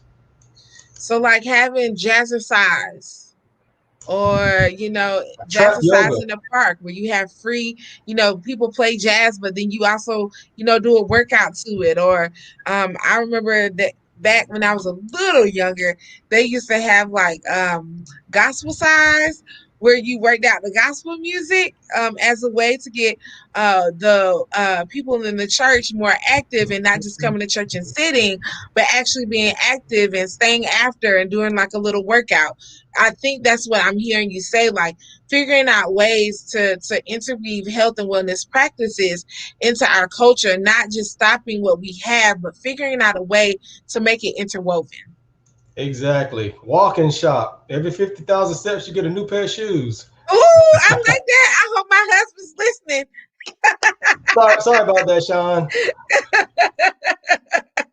Yeah. Go ahead, Miss Clyde. But and I agree with everything you're saying, but I with both of y'all, but I feel that as Black people, we, like you said, we have to take some onus of our health, okay, and our wellness. However, when most people go to a doctor's office, it's like Kent said, it's like a one size fits all. And then it goes back to that course that he's going to be teaching. Each patient should be handled with individualized care, because what might work for me might not work for you. For example, if Dr. Guy was to tell us, well, you know what, y'all need to lay off the Chick-fil-A. I like Chick-fil-A too, but then what if he was to say, well, you need to eat more fish? Well, who is he talking to? Because I don't eat fish. So then, that's a conversation that he needs to have with me to meet me where I am, and to meet each patient where they are. Because say, for example, you have this, let's say you have this single mom, and she's a single mom of 4, and let's say she's making minimum wage, and she gets, let's say she gets food stamps as well. Okay. But then we want to tell her, you need to eat healthy. The kids need to eat healthy, and this, that, and that. But then at the same time, she really can't afford to eat healthy. It's cheaper for her to go maybe buy some processed meat, and some Fruit Loops and some milk, and everything. It's the truth though. But then the thing about it is, she's working within the constraints of her budget. So then if she was to go to Dr. Guyan and say, well, I know you're telling me that I need to eat healthy and more fruits and vegetables, but I have 4 kids. And if I go buy all this fruit, we might not have enough food stamps to last us the rest of the month for 1 week. So therefore, I feel that we have to meet our patients where they are, and then come up with some type of plan then within their constraints. And also environment plays a part in that as well. So, and I know I've said this, but I'm going to repeat it again. So yesterday, the YWCA, we participated in Capitol Hill Day, where we campaigned to our state legislators to declare racism a public health crisis. And one of the things that I was researching and that I stumbled across was that when you live in food deserts, what you have access to are high saturated fatty foods, foods that are processed, foods that are high in sugar, high in carbohydrates, versus areas that aren't food deserts, but that have access to larger grocery stores, which carry better quality foods. And so when you live in food deserts, and that is what you have access to in a mile radius, in a 2-mile radius, and some people in a 15-mile radius, then you don't have that access either. That means I have to drive an additional 45 minutes to an hour to get access to a grocery store to even be able to purchase, fresh fruits or vegetables, or purchase foods that are not processed or not in a can. So it's not even just about budget, it's also about environment. And this is not just, we're talking about the North Side here. That's something I've been talking about and trying to advocate. We need a grocery store in the North Side. We need a grocery store in the North Side, because if you go close to landfall, in a 2.6-mile radius, you have 5 grocery stores. But we can't get one in Northside. We can't get one. I'm not asking for 4. I'm not even asking for equity of having 5 down there, because I don't even know where they would put 5 grocery stores, right? But I am asking for at least one. And because that does also affect the quality of life. And I think when we think about health and wellness, we are also thinking about quality of life. And so to add to the conversation, what are some ways that you kind of talk about with your students about what does health and wellness look like for them, so that they can then teach it to their patients when they get it? Well, that's kind of almost like a double-edged sword. And the reason why I say that, Ms. Palmer, is because what health and wellness looks like for our students at UNCW is not what the health and wellness look like, for example, for in our community. Right. Yes. Yes. So therefore, their health and wellness may be going for a jog, going for work, eating healthy, not eating the processed foods. But then, as you said, that if there's no place for me to go get food, what does my health and wellness look like? Because then we have to realize that, let's just say one of our students from UNCW, let's just say a white student from UNCW gets lucky enough and she gets a job on the West Coast. Let's just say California, close to LA. And let's just say she goes to Compton. The two does not add up. Even though she might want to go and work in that community, but what she's learned in this little small realm over here on the East Coast, hopefully it will help her be successful, but her train of thought would have to change. So I think as far as it goes with what we teach our students, we need to teach them more broadly, that everything does not look like the environment that you came from in real life. Mm-hmm. Mm-hmm. What do you think? Again, I completely agree. It's almost, it's like critical thinking for communication. It's not so much that you know a thing, but you have to understand how to learn a broad range of things. And every circumstance is different. You don't even have to go as far as East Coast, West Coast. You can go from north side of town, south side of town, and things are very different. And again, I think what's happening, our students have been, geographically isolated for so long that they don't even interact with people of color, and so their perceptions are about as far off now as they've ever been. And again, I think that's an important element that also, is critical. There's a med school on the West Coast that actually requires each of their med students to meet their patients at their house before their appointment and follow them through their entire day. So they really get a chance to see what their home life is like, what their struggles with transportation is like, what sitting in that waiting room is like. So they build that perspective, again, as a way to try to, bridge those communication gaps. I love that. I love that immersion perspective, because that also helps you develop empathy for people. It helps you to see that, people live not the way that you live. And, one of the things that I heard you say was, reminded me of my intern. I had an intern here, and she was a white intern. I mean, most of my interns from UNCW are happen to be white, of course. I mean, surprise. And she said to me, I remember we were sitting in the table, and she said, I was not prepared to work with populations of color. And I looked at her and I was like, that's why you're in an internship. That is why you are with me. So that when, I've had another intern that from Wilmington and said she had never been to the North Side. From Wilmington, headed to her senior year of college, not even senior year of high school, senior year of college. And she said, I never been to the North Side. I never knew that, I've never seen it. I never knew anything about it. And so when we think about, the issues around diversity, maybe at UNCW, and I know we didn't prepare to talk about this, but we're kind of here.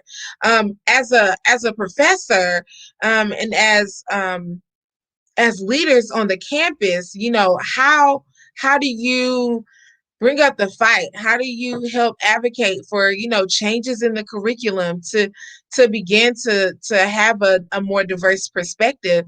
And how has that been received?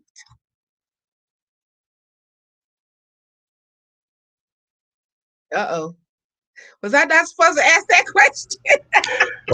Well, Clyde has been at it for a little bit longer than me in terms of classroom, so I'm anxious to hear your perspective. I think that as far as it goes with the diversity at UNCW, the faculty that are in the classroom have to be willing to teach diversity in the classroom, first of all. Second of all, in order to ensure that the diversity goals are met, we need to have diverse classrooms, which means that, we just don't, we have to be thoughtful and mindful in the students that we select. I'm not saying that GPA is not everything, but still sometimes I feel that a marginalized person, they should be given the opportunity. Not that they have to prove themselves, but they deserve a seat. Yeah, we just had this conversation with the talking right before this with education, and we were talking about students who come packaged. They come well packaged, but they may not score great on the standardized test. Like I didn't make the best SAT score, but if you get me talking about, Black women, and if you get me talking about womanism, you will see that I too come to the table with some skills, right?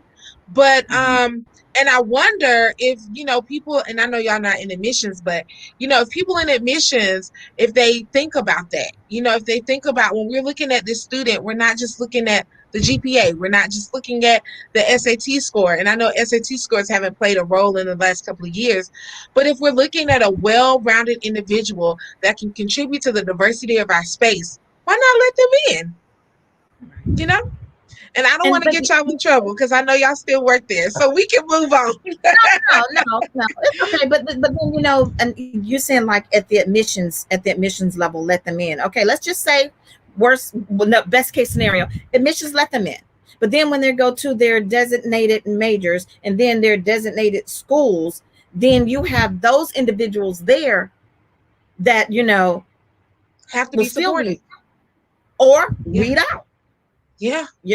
So that's true. That is, and I think all these conversations point back to the structures.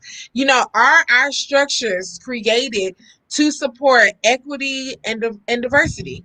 Are they created? Because if they are, then we would have a college, we would have cities and communities that reflected that, because a person of color could come, right?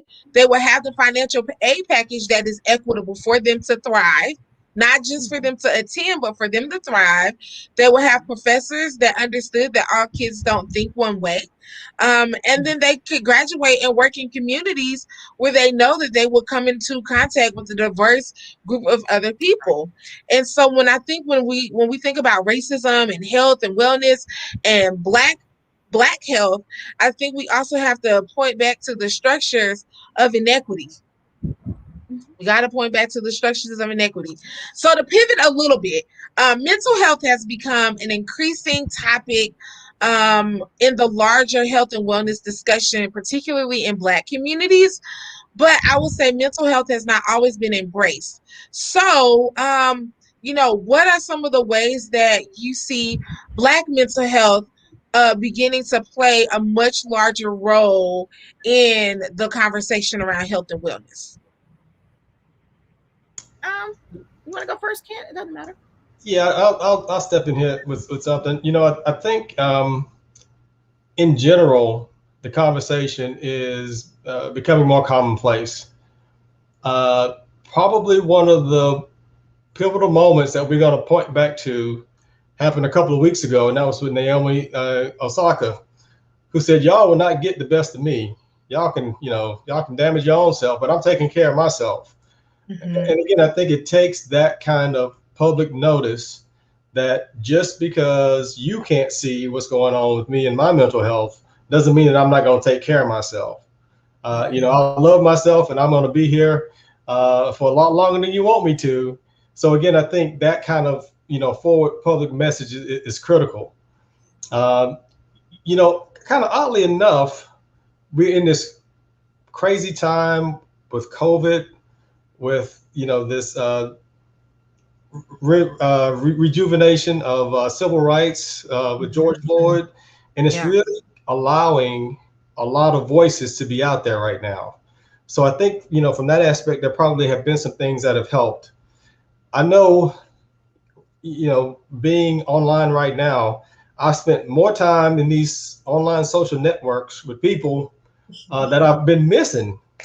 And so again, I think that's another way that we can, get back to what helps us build that support and, alleviate some stress. But again, I think there are some positive things in the midst of all this, crazy chaos that's going on. Yeah. And I'll piggyback off that. And Ken, I agree with you. I think that, everything that happened with George Floyd, even down to the trial. And then, you saw that little 9-year-old girl that was on the stands and everything. And the things that she went through, her 17-year-old cousin at the time, the things that she went through to have to see that. They were traumatized. Even the old elder Black gentleman, they were traumatized. You know what? And it is okay. It is okay for African Americans to say and acknowledge and take care of their own mental health. It's not a taboo. It shouldn't have never been a taboo, but that's neither here nor there. But it's okay to say no. It's okay to say, I can't at this time. And it's okay to take a step back and take care of you. Because guess what? If you don't take care of you and something happens to you, life is going to go on for everybody else tomorrow. So at the end of the day, you have to. It is imperative because you know your strengths, you know your weaknesses, and you know your limits. Yeah, absolutely. I mean, absolutely. And I actually remember my coworker here, Grace. She's not here right now because she just had a baby, but she checked in with me right before the George Floyd verdict, and she said, "How are you doing? What do you need? And what can I do?" And and that just, to me, it just was a wonderful moment of connection to have, to acknowledge, like, as a Black person, I am on pins and needles because I know that there's a history of, like, not guilty verdicts, right? There's a history of Black people being oppressed and traumatized and, like, nobody caring. There's a history of only being able to find solace within the Black community when these things happen. And that does play a role on your mental health because you feel like nobody maybe can understand you. But, when she extended that olive branch, I was like, I think what you did was what I needed. And, I feel like, even though there's still a stigma in the Black community about mental health and about going to therapy and all of that, I think that the conversation is moving in the right direction. It's moving forward for us to be able to talk about mental health and to say, hey, my white coworker extended me an olive branch at a time where she knew I was facing Black trauma. She knew I was being traumatized. And do you feel like students, as professors and as members of the UNCW community, how are students provided kind of that safe space for their mental health when maybe they are facing trauma as Black students, or especially in the nursing program? I've already heard the nursing program is very hard and stressful. And so, do Black students find solace in you, as a mentor, to say, hey, this is difficult, but I think you can understand my perspective as a Black person or as a Black woman? Well, I'm not the individual to sugarcoat anything, okay? And I'm going to be 100% honest. Since 2017, I've only had 3 Black students, and none of them had reached out to me like that on a personal level. I'm talking about in the seated in the seated pre-licensure program. I've only had 3. And I would always ask. I remember one young lady, she was an AKA, and I asked her, I was like, well, that was my first semester there. I'm like, well, how are you doing? She said, I'm holding on. And I was like, okay. And then the next semester after that, I had one Black female, and she happened to be that class president. And she held her own. I would ask, how are you doing? But to come up with the general census, do they reach out? I haven't had enough to say to fully answer that question. Oh man, there's so much work to be done. What about you, Kent? Yeah, there is a lot of work to be done, and I'm not sure when it happened. It wasn't my first year, it wasn't my second year, but by the 3rd year I was here, I had a stream of students who were interested in med school kind of flowing through my office. Even now I'm communicating with students who are applying or somewhere in that process of getting in. I've even had alums who weren't here when I was here come back, and we've kind of talked through some things.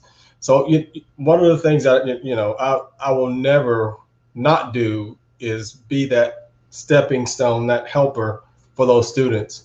And so again, I think it is important. I know that the support that I give them, they're probably not getting many other places. And again, it is one of those things that kind of helps balance some of the issues that they have to deal with in the classes when they're the singled out and other things like that go on. So I usually have about 5 or 6 mentees that I'm working with at a time. So they find me.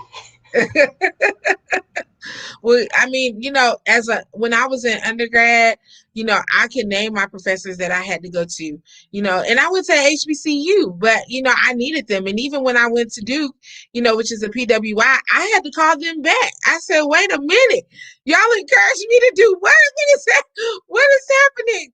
And, that love and that support mentored me through in a time where, like, my mental health, like, I felt like so unprepared and so unsupported. And so I feel like one of the keys to mental health is to be able to call on, not per se an elder, but a mentor to say, hey, walk me through this, help me through this, or just identify with me. So I appreciate that, the work that you're doing. And even, when you feel like it's not enough, the work that the 3 students needed you. Okay. I know they did. They needed you.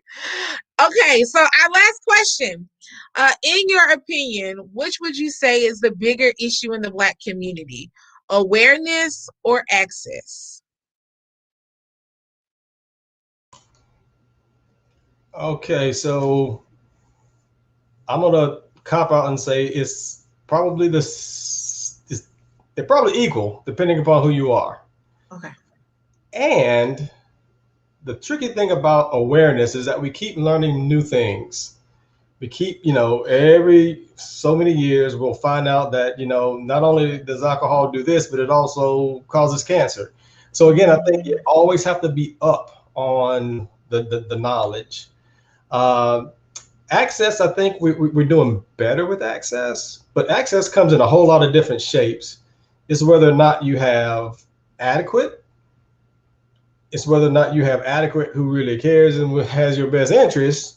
Whether you have access to that, So again, it's got to be there. It's got to be there in quality, and you have to have access to get to it. So again, all those things are issues, and they can play out different ways, and depending upon where you are. And so again, I think both of them are really still important. All right. I agree with Ken. To me, on that, the scales are balanced. They are.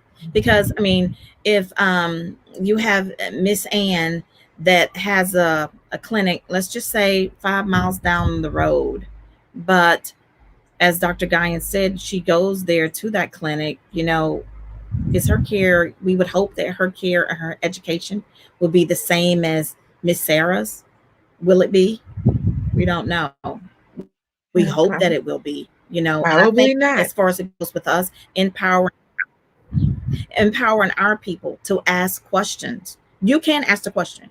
You don't have long gone are the days to say, hey, take this and I'll see you in 3 months. Okay, take this and do what with it? What is this? No, you can ask questions, and my mother, she graduated from ECU, and she told me that she took my dad to the doctor, and she got mad with the doctor because my dad told the doctor the symptoms and everything, and he wrote him a prescription for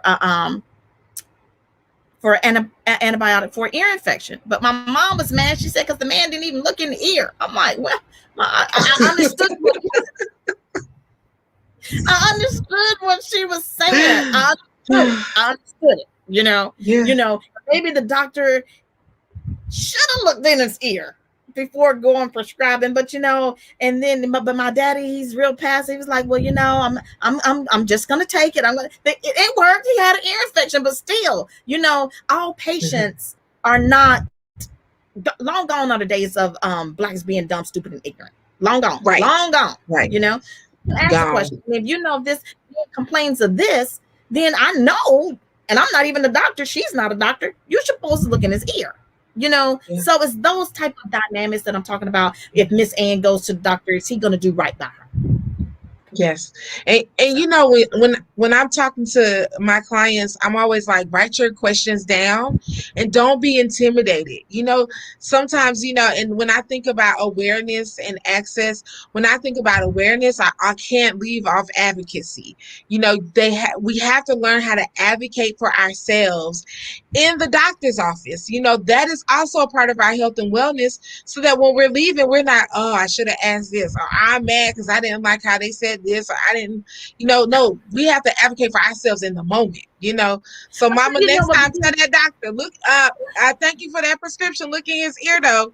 I'm gonna take it, but I need to be for sure. And to feel empowered enough to do that. To say, I know you're a doctor and I may not be one, but you need to look in my husband's ear before you write him another prescription. Right. But then I think also that sometimes, the older population, our parents and stuff, they feel that, they have to do what they say. And I tell my mom and dad all the time, no, you don't. You don't have to do what they say. You can ask the question. Just because they tell it to you, that don't mean you have to like it. And you can get a second opinion. Right. But then a lot of times people don't know what questions to ask. Yes. Yeah. Sometimes they don't know what to ask. And I'll tell them. They was like, well, he said this and said this. I'm like, well, what did he say about this? Oh, well, I didn't know I was supposed to ask that. So it's like now, no offense, Kent, when most of the people in my family, when they go to the doctor and something's wrong, I say, ask this, this, this, and this, and this. And then when he tells you, then you text me back. Or you have me on speaker, let me listen. That's right. Yes. That's right. We do the same thing. Same thing in my family. We huddle before, we huddle during the meeting, and we'll huddle after. And sometimes we have to call Kent. Kent, this is what's wrong with that. My mom just sent me some lab results earlier today. She's like, make this make sense for me. Yeah, because but that's also about community, connection, and relationships, and those are the things that keep us healthy. Those are the things that keep us wealthy. Those are the things that, keep us going. So I really have enjoyed this conversation. Y'all are two lights, okay? And UNCW is blessed, and they should be grateful to have you both. So thank you so much, Kent. Thank you so much, Clyde, for your time. And Mandy, we're going to turn it back over to you. Thank you, Janiqua. Thank you, Clyde. Thank you. Thank you. Thank you all so much.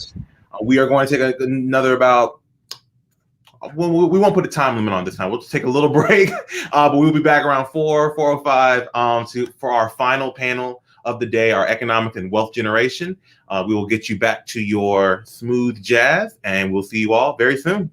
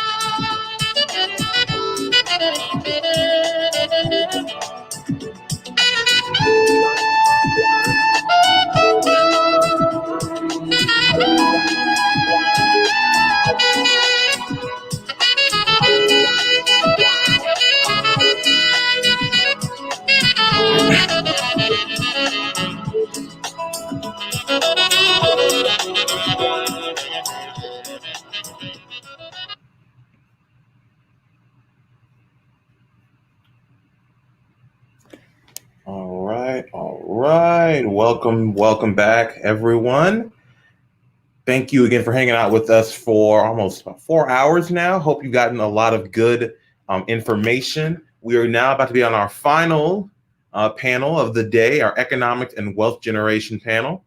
So once again, I bring back to you Janiqua Palmer, and I will bring now onto our stream all of our panelists for this. Thank you for hanging out with us for almost 4 hours now. Hope you've gotten a lot of good information. We are now about to be on our final panel of the day. Our panel. Carlos, can you? Are you on Facebook? You have the Facebook up as well. Can you mute that? I think I'm getting feedback off of there. Appreciate you, good sir. Sorry about that. My bad. No worries. I'm gonna hop off for the last time, and then I will once again shift it over to my colleague, my partner in not crime, in goodness. I'll think of a better word later. But Janiqua, take it away. I like that, partner in goodness, Manny. Well, welcome back to our last session.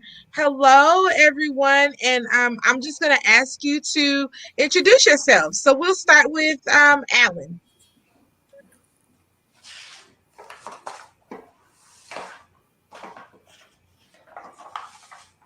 Can you hear me? Sorry about that. Insurance here in the city. The opportunity for you all to have me on your panel. Nice to digitally meet you all if I haven't. And now I'm frozen. Nice to meet you.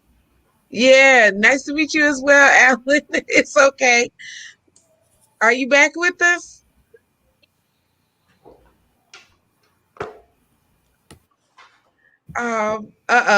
Okay, well, Alan will join us again. All right, next we'll move over to Terry.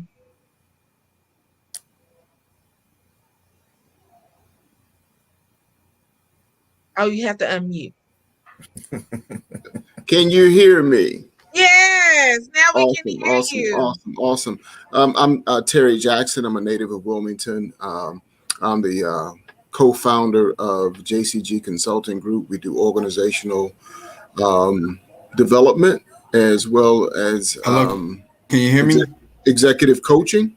And so with that, it's a pleasure and an honor to be a part of the panel today. All right, thank you, Terry. Alan, you want to try again? Okay, we'll move on to Akbar. We can't hear you. No.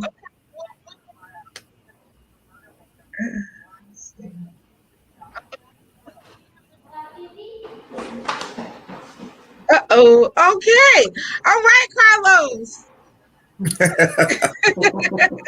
All right. Can y'all hear me?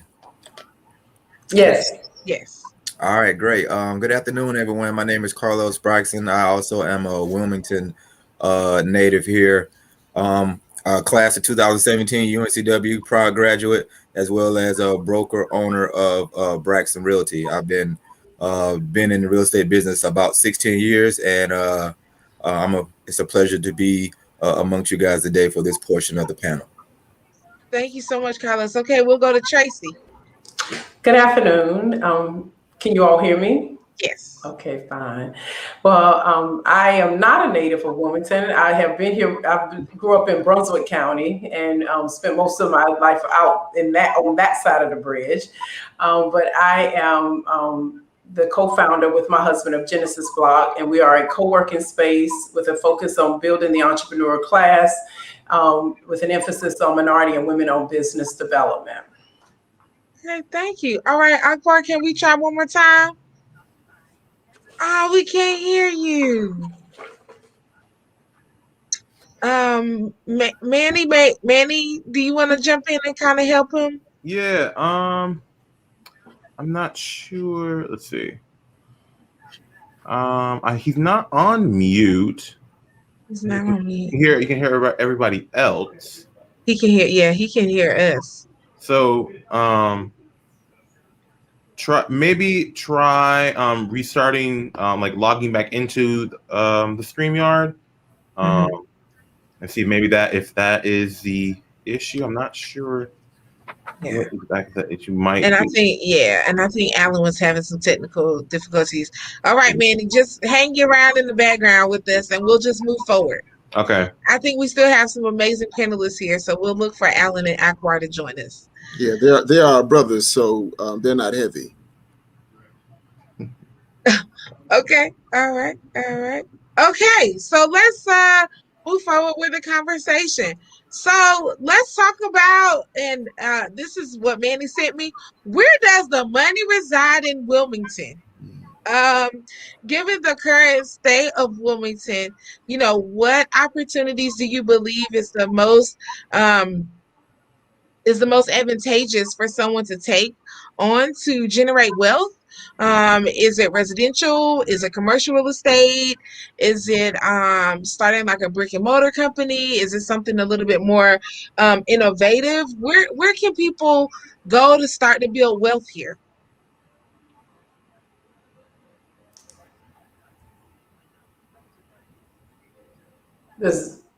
Anybody? Yeah, anybody. We did a study right after COVID. We were part of a study with Real Steel and Sea, and we saw quickly that a lot of our businesses are at the end of production. We are more transactional, and resilience and great wealth is when you're at that front end of production. The people who were at the front end that were doing the manufacturing, that were in those spaces of food processing, logistics, distribution, they didn't see, as a matter of fact, they saw their wealth increase and their income revenue increase during the pandemic. And so what we're looking at and we see is that we can get more of our people on that front end of production, that then you have that resiliency in your income, and then you can do more things as far as acquiring land and other things. But we focus on that front end of production piece. And so when you say front end of production, for people who are not sure, what does that look like? So that's in manufacturing, logistics, distribution. All of our people were hurt and are getting hurt now because they depend on someone else to provide everything that they need to do the work that they do, or provide or the service or the product that they provide. And so, yeah. And so when you're always the one that's dependent, you can get cut out very easily. Your supply chain can stop easily. But when you're the supplier, you're never impacted. Everybody's got to come visit you. And so kind of like the Chick-fil-A sauce and the Bojangles Chicken Supremes. Yeah, you got to come visit the people who produce. So right now, one of our people, they have a bottling issue. They've already got distribution and on the shelf, and the bottles went up 60%. So, but they've already locked in contracts. So where are they going to eat that in their margins? But if you're making the bottles, as it goes up, you're not eating that cost. You're increasing and getting more costs, getting more revenue in. Yeah. That's just my thought. What about you, Carlos? You're on mute. There you go. Yeah, sorry about that. So, I'm a little biased. Obviously, I believe and know that real estate is the number one investment of all time. Different things come and go, stocks and bonds. Insurance is also a great investment, but everybody that got rich in real estate, or once they got rich, they invested in real estate. I mean, that's just a given fact. So Wilmington, North Carolina in real estate, as many of you know, I mean, I talked to Sean last night about it. It's crazy.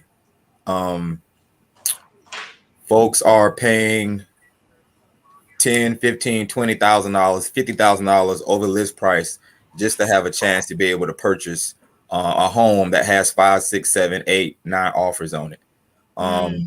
I recently, put a home under contract that ultimately sold for $20,000 over asking price. In the same week, I wrote an offer on a condo for a client of mine, and we wrote an offer for $20,000 over list price and didn't win the bid. So a lot of people want to know why is the market, why are the prices going up so high? And then where are these, what do these people do for work when they can come here and pay $50,000 over for a house? Like, you know, what do they do for work? Most of the time, those folks lived in another area of the country, Miami, New York, New Jersey, Connecticut, where prices are high and been crazy high for a long time.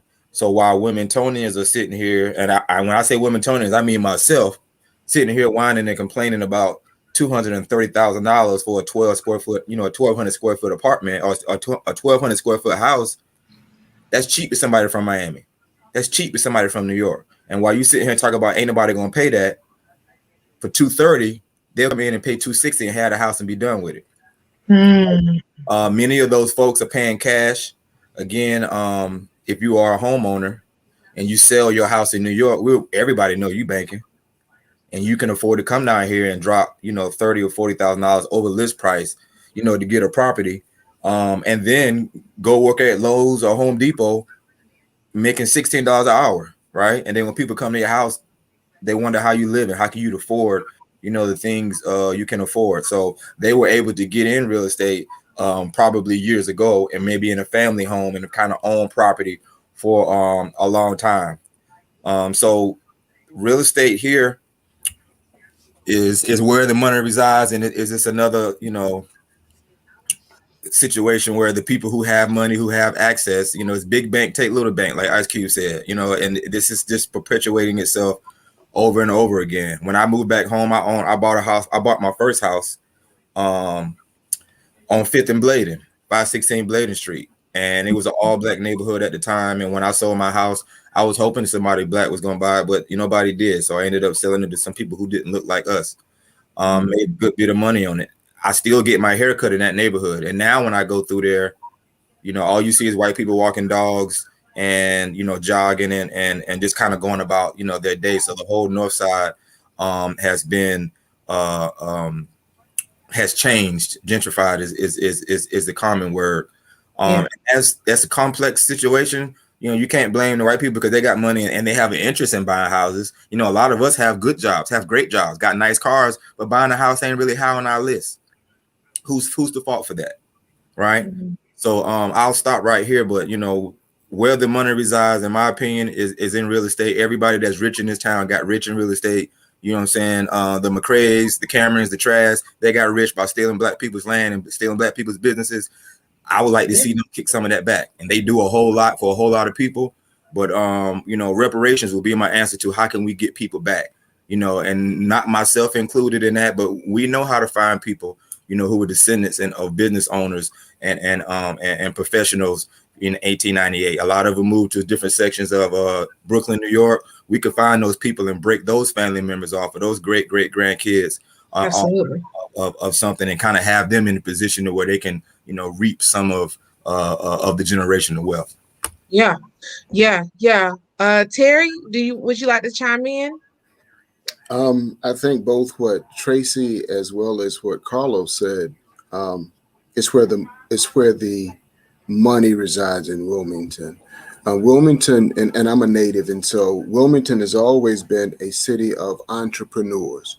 There has not been a great deal of commerce here. So you find those in real estate development and building homes, which a ton of money has been made in. And as you've looked at the appreciation of real estate, you can see it.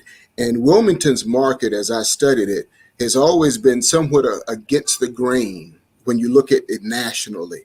When you look at it nationally, often when the market is depressed nationally, Wilmington's market is booming. And, you know, after COVID now, this market is truly booming for the mere fact that there's a huge demand. You know, Wilmington is, of course, we're down near the beach. The climate is pretty moderate. And so people want to come to this area to retire. So they come here with a lot of money. Now, for those who are here, creating a business, understanding how to leverage profitability and capital, understanding what it is to develop relationships with bankers. I'll give you an example. in the mid 90s, when I lived here, I owned a business. And as I began to talk to different people, I'm going into the branch bank to do business. And I have the conversation with my friends, and somehow we get into this conversation about commercial banking and how commercial banking is different than branch banking. And so I began to establish myself with my commercial lender, and his parameters were totally different around loans than it was for those who were in the branch bank. With the branch manager may not be able to extend you but $5,000 or $10,000. You go into you speak with the commercial lender, and they may have $100K that's interest only, that you pay it back, X amount of years from now. That gives you the leverage to begin to maneuver financially with capital that allows you to begin to build the kinds of businesses that we as a people need. Just to take a step back, I think what we need to do is have a clear understanding of what economics is, because we have a tendency to think that economics is just purely money, and it's not.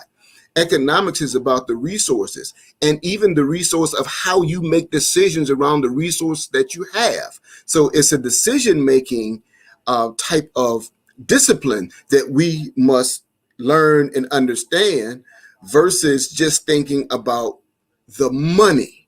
Because once you get the money, it's not what you have, it's what you do with what you have. It's not how much you make, it's how much you keep. And so that includes strategy. And oftentimes we don't have the education, or we don't take the time to read or go take a class around how do we handle our money from a strategic perspective. So the money is in manufacturing.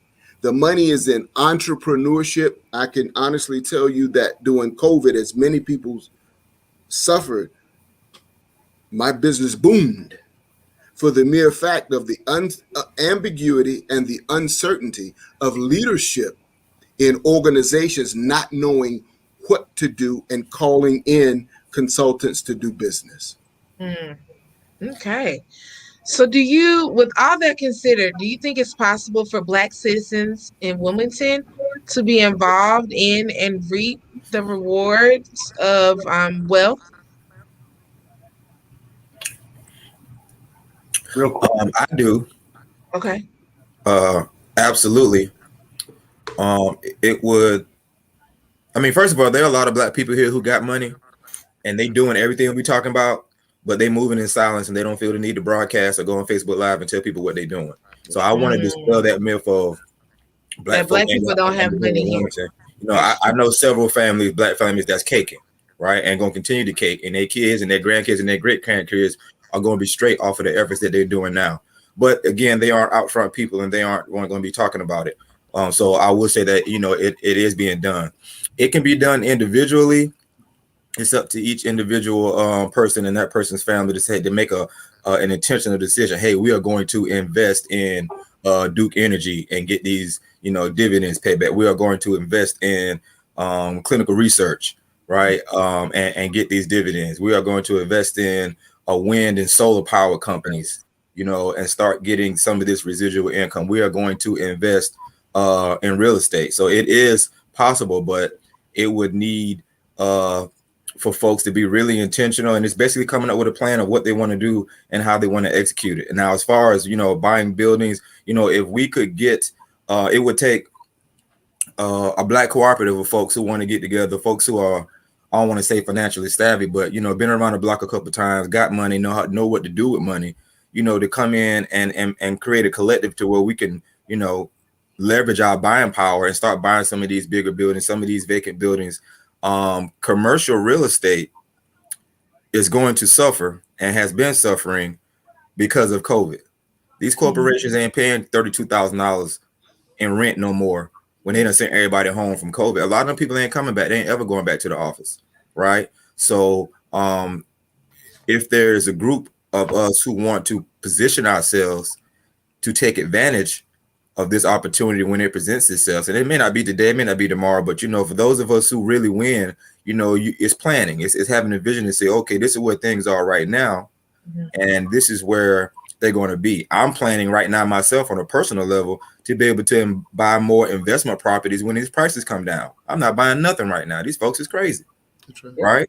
Yeah. But I want to save my couple of dollars that I got. And when the market turns, we don't know when, 9 months from now, 12 months from now, 2 years from now, 3 years from now, eventually it's going to have to turn around. Then I will be in position to buy some properties, and maybe I'll be around some like-minded individuals who will want to, you know, kind of do the same. So that'll be my piece. But there are opportunities here, and there will be.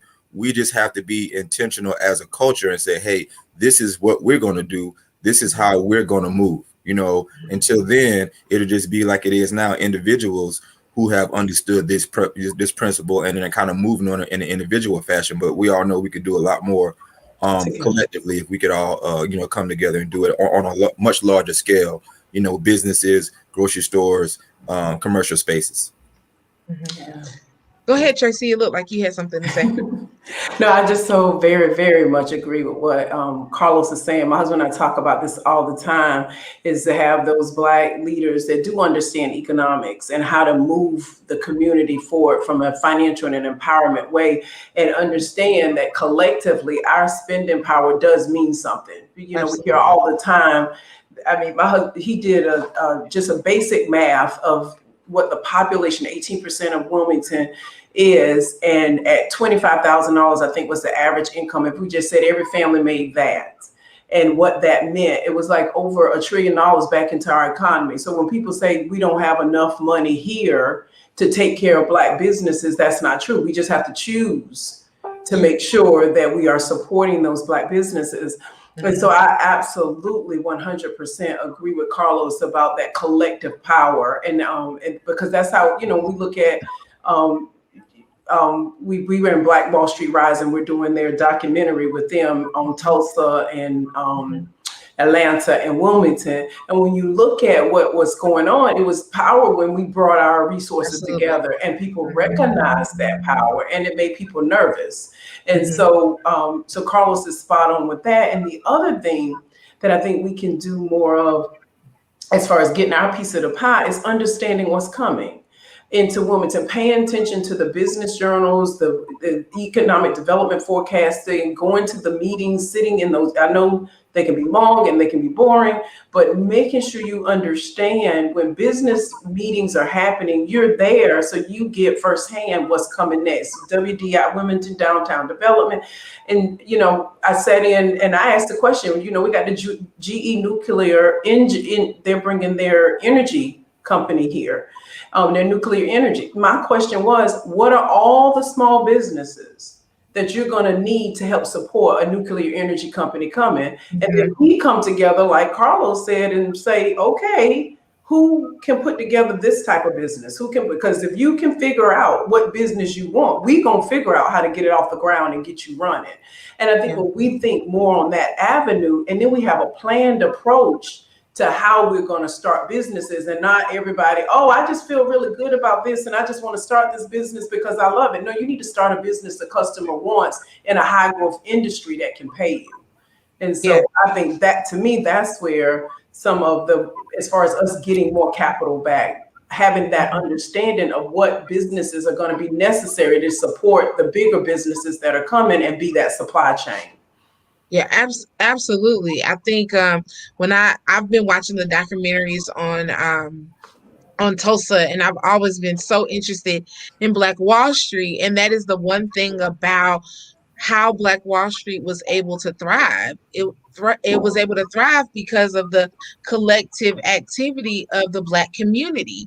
But I think with that conversation, we also have to acknowledge the ways that Tulsa was disenfranchised, and the ways in which sometimes our community, and specifically Wilmington, disenfranchises ways and access for Black businesses, you know, like not being able to be on a vendor's list, you know, or, you know, not giving the appropriate access or the appropriate information on how to be on a vendor's list. I think, you know, those are ways in which sometimes, as much as we want to come together, there has to be a piece where people can also be aware of how systems still try to disenfranchise Black businesses. And I will say, when we first moved to Wilmington, one of the first things I said was like, well, where's the soul food restaurant? There has to be a soul food restaurant, because, anywhere there's populations of Black people, there has to be a soul food restaurant. And I remember asking somebody, where can I go get the best chicken? And they were like, Lowe's Foods. And I was like, okay. But nothing against Lowe's Foods, because Lowe's Foods does have a really, really nice spicy chicken, so I will give them that. However, I didn't know about Ronnie's. I didn't know about Nippy's. I didn't know. Now, congratulations to On Time Catering, who's just purchased a building, and I feel like that there needs to also be some systems in place so that when people come to the area, they know where Black businesses are. I feel like that's important access information system tool that we can use. I know Genesis Block, maybe y'all can work on that. Well, we do have it. We got a launch. We have done a soft launch. We do have Genesis List, where anybody can go out there right now, genesislist.com, and list their Black business. And genesislist.com. And do you verify? Because there has been this new thing that's come on Instagram where people are saying it's a Black-owned business, but it's actually not a Black-owned business. So can you verify that it's not just Black people working or Black people in the kitchen, but it's also Black-owned? We will have a spot where they can go a little higher and have a verification, and then there'll be 2 segments to it. Perfect. Yeah. I wish that was here when we first moved, because it would have been so essential to not only building wealth, but also making connections in the community. For us, it was Carlos. Carlos was like, hey, come over my house. Let me introduce you to people, because you need to know how to get around, and you need to know that there are Black people here who exist. So, Carlos, I always pay homage to you, and I always say thank you for, inviting my family into the community. But, that's another way for us to connect. It's another way for us to be involved. So I do have a quick question. From 2011 to 2019, Wilmington's Black population living in poverty averaged at about 37%, which is double the national average. So what are some actionable items that can be implemented to help people who may, not have the resources in hand to start to build wealth? Oh, let me jump in here real quick. Okay. With a couple of little small points before the pros get in and pontificate, right? No pros. So, hey, education. Education is the key for pretty much how all of us got where we are was through education. So I sat in on a panel just a few days ago with Voyage. Voyage is sponsored by Step Up Wilmington, and basically it was a room full of young Black high school kids. And it's kind of like, trying to coach them along and present opportunities to them to where they can succeed. You ain't got to go to college and make a bunch of money, right? Cape Fear Community College has multiple financing resources to where kids of lower income, kids that look like you and I, can go to community college for free. And GE hires from community college. There are a lot of trades out there, plumbing, electricians, HVAC men. You ain't got to go to college for that. Them boys and them girls, they making $30,000, $40,000, $50,000 off the rip, right? So who 19 years old making 50 grand legally, right? And then don't have the college debt to go with it. They ain't paying back student loans, $25,000, $30,000, like myself, and I'm sure Tracy and Dr. Terry may or may not have, right? So education can be the biggest equalizer, but I wanted to be clear that education doesn't necessarily mean a 4-year university and all that student loan debt. You can go to Cape Fear Community College, get on some of those programs. Dontario Perkins is now the new CEO or director of the Nixon Male Youth Center at Cape Fear Community College, and he would be an excellent resource to kind of steer our boys and girls in the right direction of how to be able to get in on ground level and get a good education and make a good living without a 4-year university.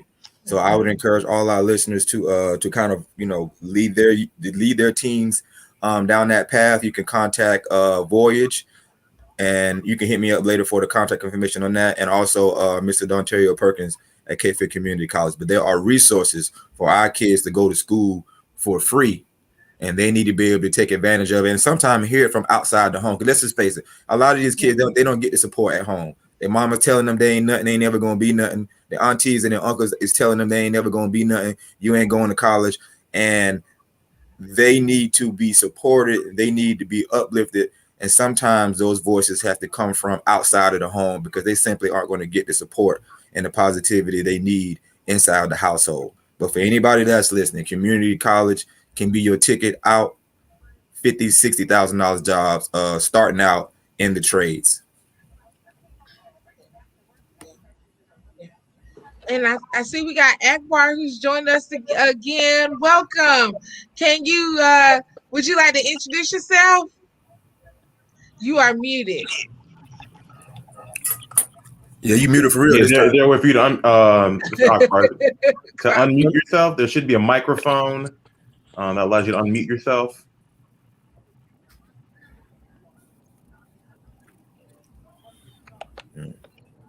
How's that? Yay! Welcome. But I did hear most of the program. Okay. Oh, good, good. Akbar Salam, founder of Unity Brand Halal Meats. We manufacture, slaughter, and process our own products.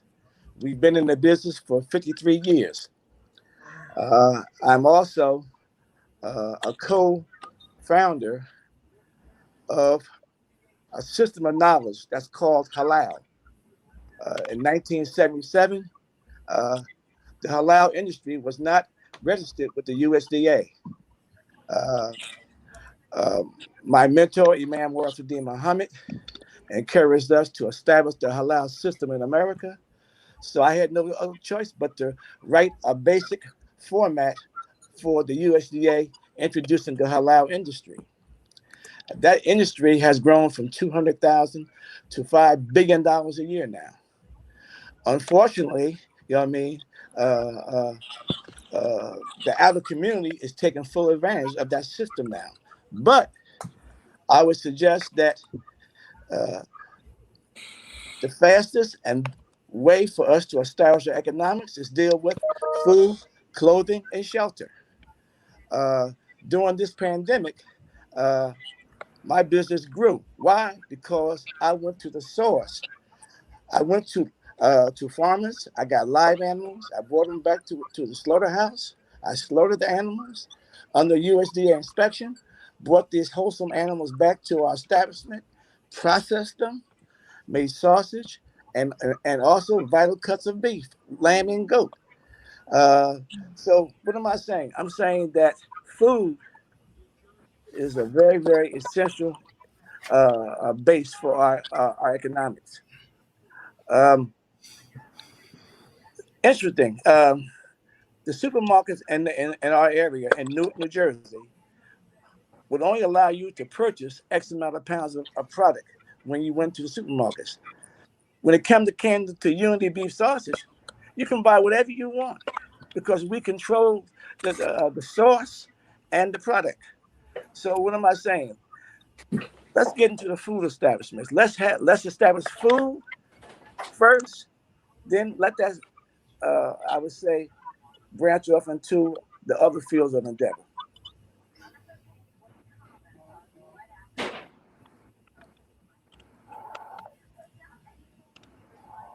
Okay. All right. I don't know what happened to Alan. Are you still there?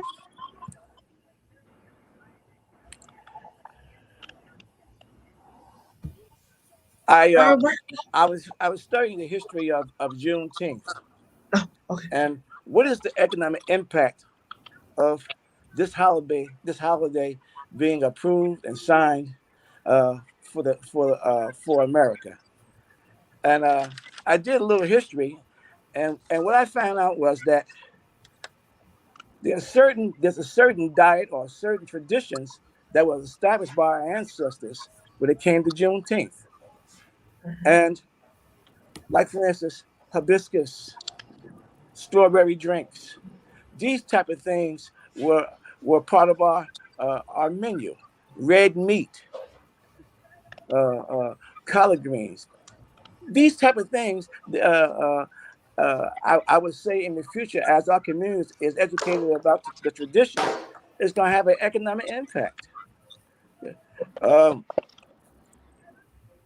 I said, well, why does red, why is that significant to Juneteenth? And I found out that during slavery, our people didn't have access to red meats. So therefore, one of the first things that we did in celebration was barbecue red meat. So my business increased. I have customers coming in now stating that they want to buy beef ribs and other things. Why? Because of Juneteenth.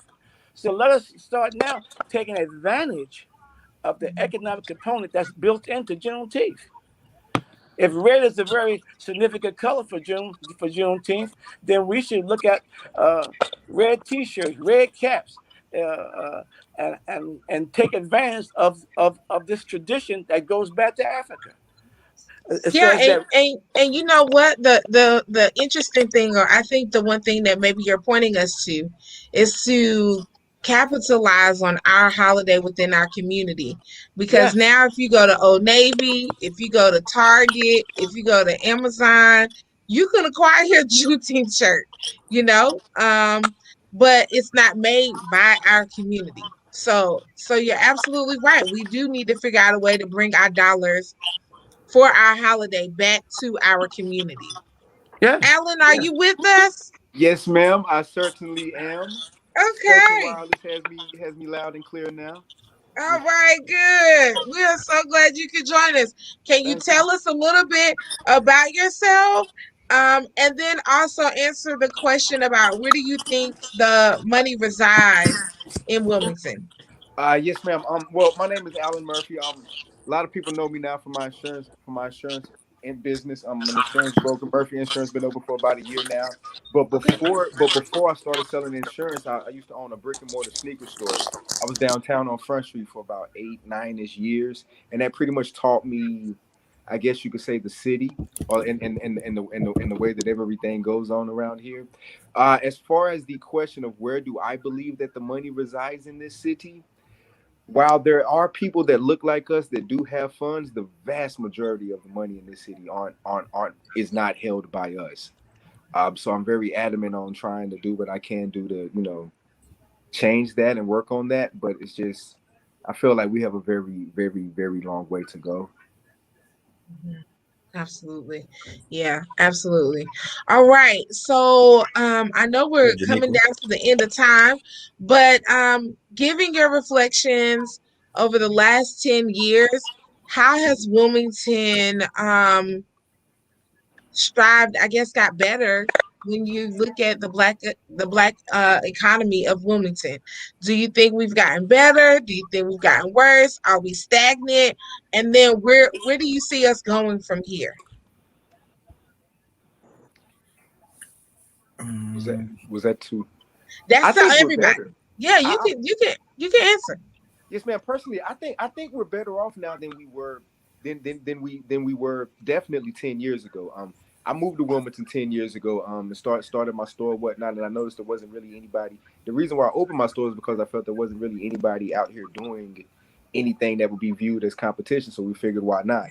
Now, after the position that I'm in now with insurance and all of the multiple businesses ran by people that look like us, that I interact with, that I write policies for, I've noticed it's definitely a lot. I tell a lot of people all the time, we're in style now. Now is definitely the time to go out there and get what it is that chase your dreams and build your businesses, because people finally, for various reasons, are finally wanting to shop with us, and they see the beauty in that which is black business and black entrepreneurship. Yeah. Yeah, so I'll jump right in. I believe if Alan is gone, I also think it has gotten better over the years. Knowledge is power, and as we know more, we could do more. So now that a lot of us, we use the term woke quite a bit, but that's the masses of us have woken up, and we want to have more self pride, right, in being black, and then being intentional about supporting Black businesses and spending our dollars, you know, with a company or a service that looks like you and I. That's very, very, very important, and is really the critical component of success.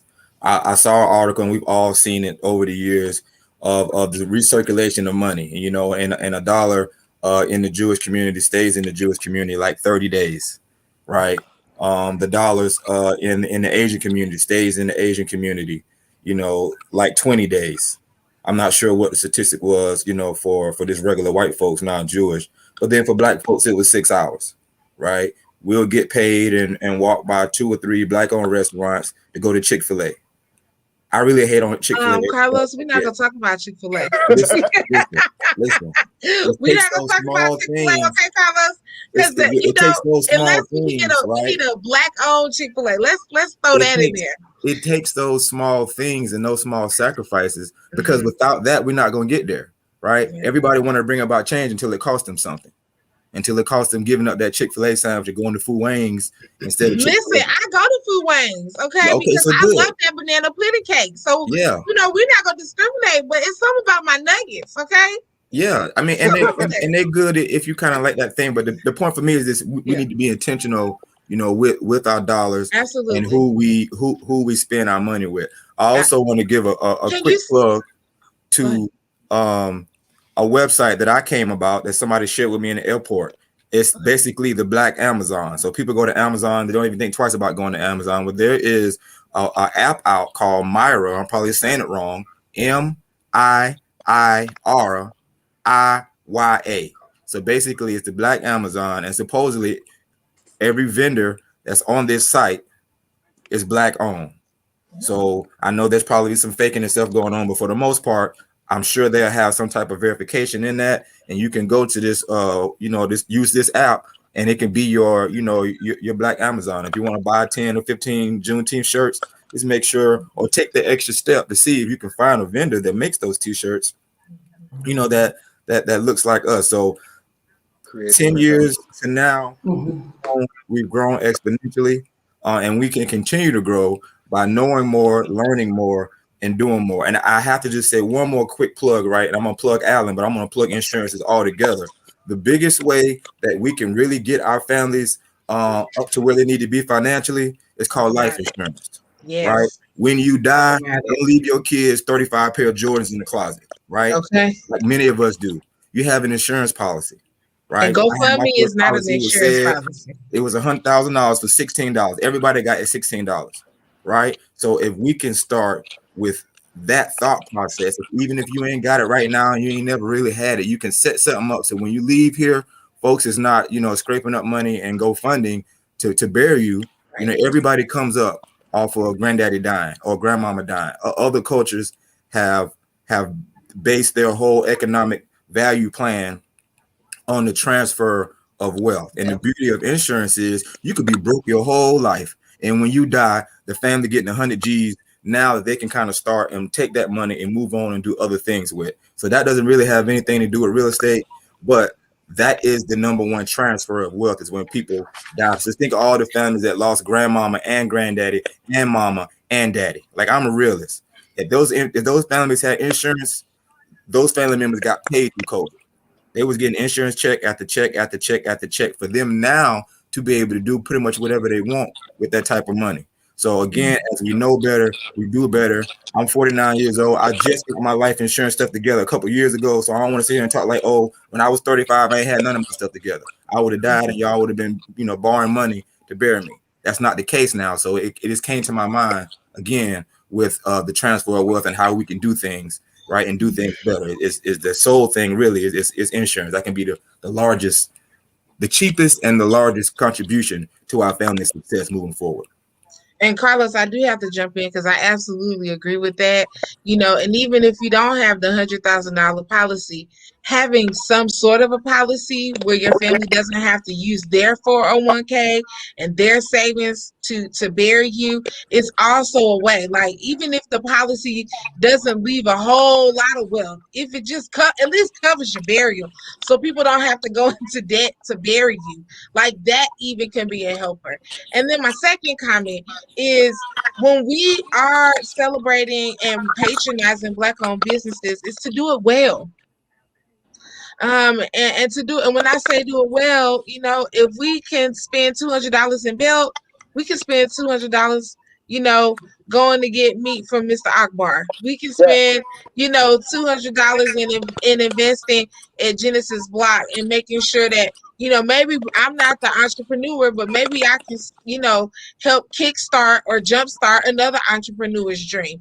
There are ways in which that we can circulate the Black dollar. You just got to be creative. Go ahead, Alan. I just wanted to jump off of that and say, I realized a while ago with my store, we don't treat Black businesses well. The things that people that look like us expect from businesses that are ran from people that look like us will greatly exceed their expectations for other people, for other endeavors. And it's an incredibly frustrating thing. I feel like we owe ourselves the responsibility of trying to meet these increasingly excessive requests that our people place upon ourselves, but it's an extra challenge. And I also feel some of this comes from the fact that the terminology, the thought process that we use. We say we support Black businesses, we support Black businesses, whereas meanwhile we go and shop and do business with other places. And I feel what this does is it creates a bit of a feeling where if I support you, I did you a favor. Therefore now you owe something from me. Whereas meanwhile we're not going to go into Eckerd's and think, oh, I'm doing them a favor by buying this Coca-Cola, so now they owe me. But whereas we'll go into a Black-owned business out here and think, oh, well, this guy needs to, look out for me, not charge me this, do that, whatnot. And it just compounds the problem. I think also to add to that, when we go into a business, for those who look like us, and if the service isn't what we think it should be, we should also let them know. For instance, I was in a business last week and I went to get a meal. The service wasn't what it should have been, but instead of me getting upset and saying I'm never going back, what I did was I said, hey, I really want to spend my money here. I really want to patronize, and my service wasn't the best today. So here are the couple things that I think didn't go well, excuse me. But if you work on those, I'll continue to come back. So, excuse me. So we have to have forgiveness and patience with each other, because if we look back to, at least, and I'm dating myself, if we look back to the 1960s and when we really got into business as a people, when we were really allowed to get into business as a people, it were very few of us, and we didn't have that education that we have, the opportunities that we have to learn today, from whether it's a formal education as a business degree, or whether it is just picking up a book and learning about service excellence, right? We have to think about how we want to be treated.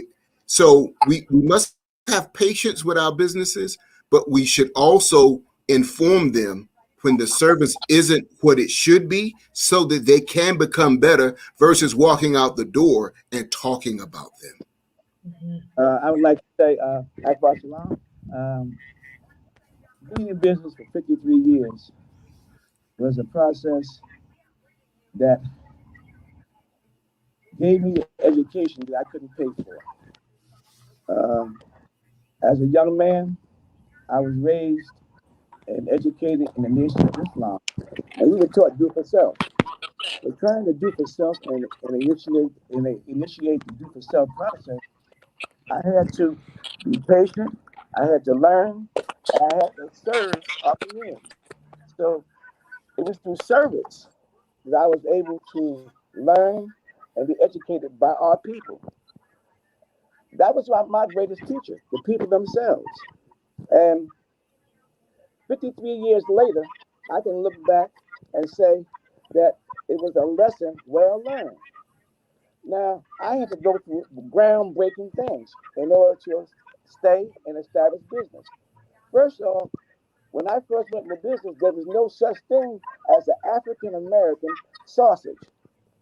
I had to go through a USDA. I had to go through different agencies just to establish and use the term African American in New Jersey. It was told to me that there's no such thing as an African American sausage. I said, wait a minute. My people who are located in different parts of America have different likes and dislikes, gave me the formula or the recipe for my sausage.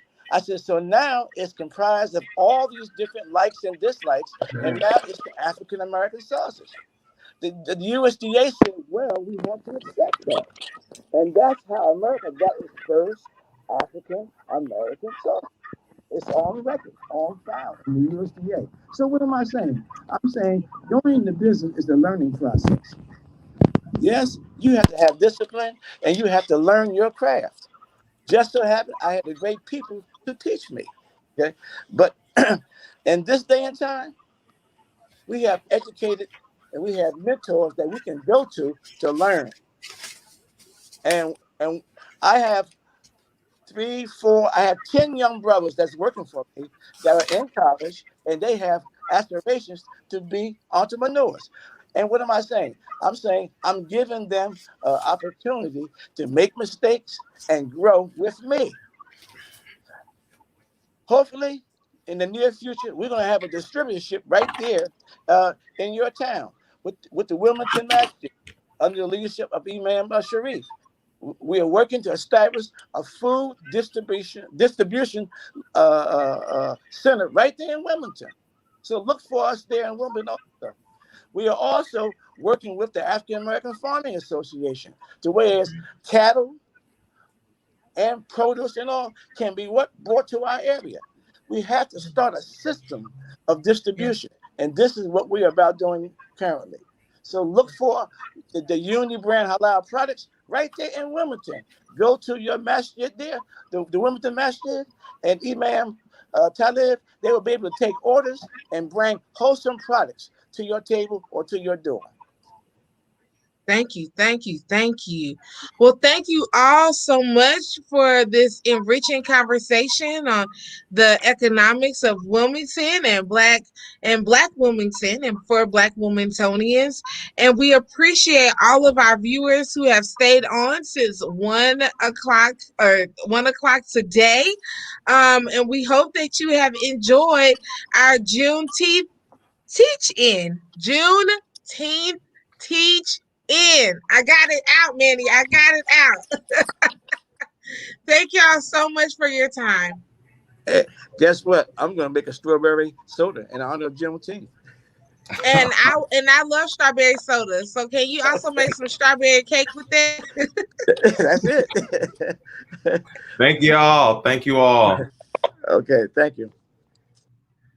Thank you all for hanging around. We are going to let you get back to the rest of your evening. The special shout out to Janiqua Palmer of the YWCA, Lower Cape Fear YWCA.